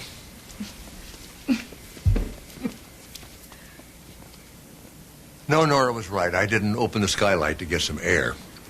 I discovered you can climb up on the roof undetected by the cameras, just like she did. That's absurd. Then how did you get those freckles? This monofilament is so thin it can't be detected on videotape. so thin I had to tie a little fish weight on the bottom. Tonight, I climbed up on the roof, opened the skylight, and I dropped the line down, and I painted freckles on Nora's face. Unfortunately, Larry was not a victim of a prank. Nora dropped a solution made from his sleeping pills down this line. Now, she knew he slept with his mouth open, snoring.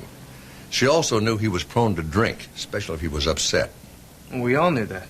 Yeah, the man hit the bottle as soon as he slammed his door. Yeah, but we could have voted Larry out. Why wouldn't she just go along with us and get rid of him that way? If Larry left, the diamonds left with him, right, Doctor? Precisely, Alex. Oh, you don't believe him. He's making a good case. And you do have those freckles. But I couldn't have killed him. I was in bed the entire time. I was sleeping. Just look at the tape. That's what I'd like to do right now, if everyone will assemble in the living room.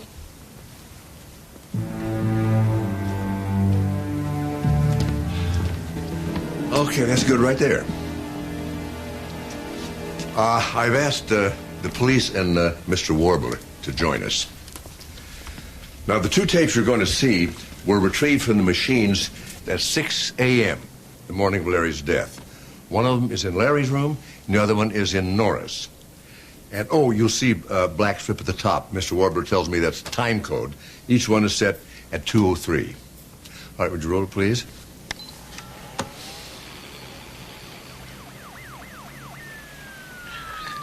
You hear that? Police siren. Pretty obvious.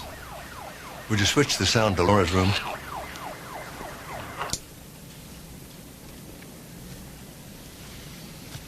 Now, we checked every tape, and you can hear it on every one of them. No matter what room you're in, you can hear that police siren, except in Nora's room. So, I've got a quiet room. What does that prove? It's a fundamental inconsistency. It proves that the tape from your room wasn't recorded that night. Very good, Alex. You didn't just climb back in your window that night. You timed the outside camera so you could make your way to the production truck. You took the incriminating tape out of the machine, and then you found the tape from your bedroom recorded the previous night.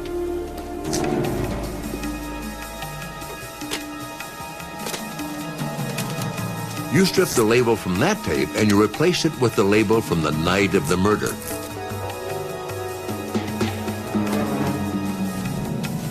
Then you put the innocent tape back into the machine and ran it on fast forward all the way to the end.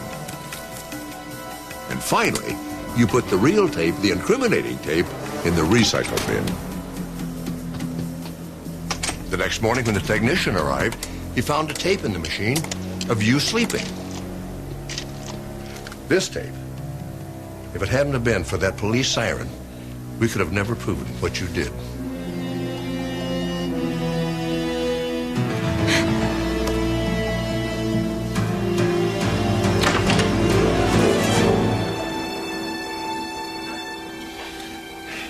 I'm placing you under arrest.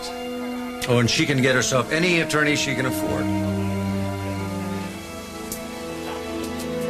Get on the women, rifle through everybody's stuff. Normally, as you know, we block your access to the show. But since this is a special presentation... An experience, Mr. Warbler. Definitely an experience. I think something's wrong here. Don't ask me how, but please do not shut off an investigation. Oh, aren't you the devious one? He kept a secret. Well, I learned from a master. Introduce you to your new housemate. This is Dr. Mark Sloan. Hello. Welcome. Is that the way I look?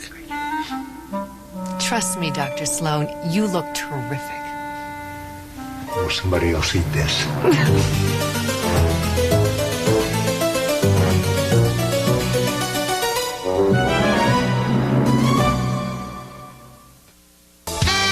Get set for Late Show Laughs when Dave goes into the audience for Know Your Current Event, plus Governor Jesse Ventura and Spinal Tap. But first, your local news. I'm Matt Mulcahy. I'm Maureen Green. Coming up next on Eyewitness News 5, Syracuse police officer shot and killed a man tonight.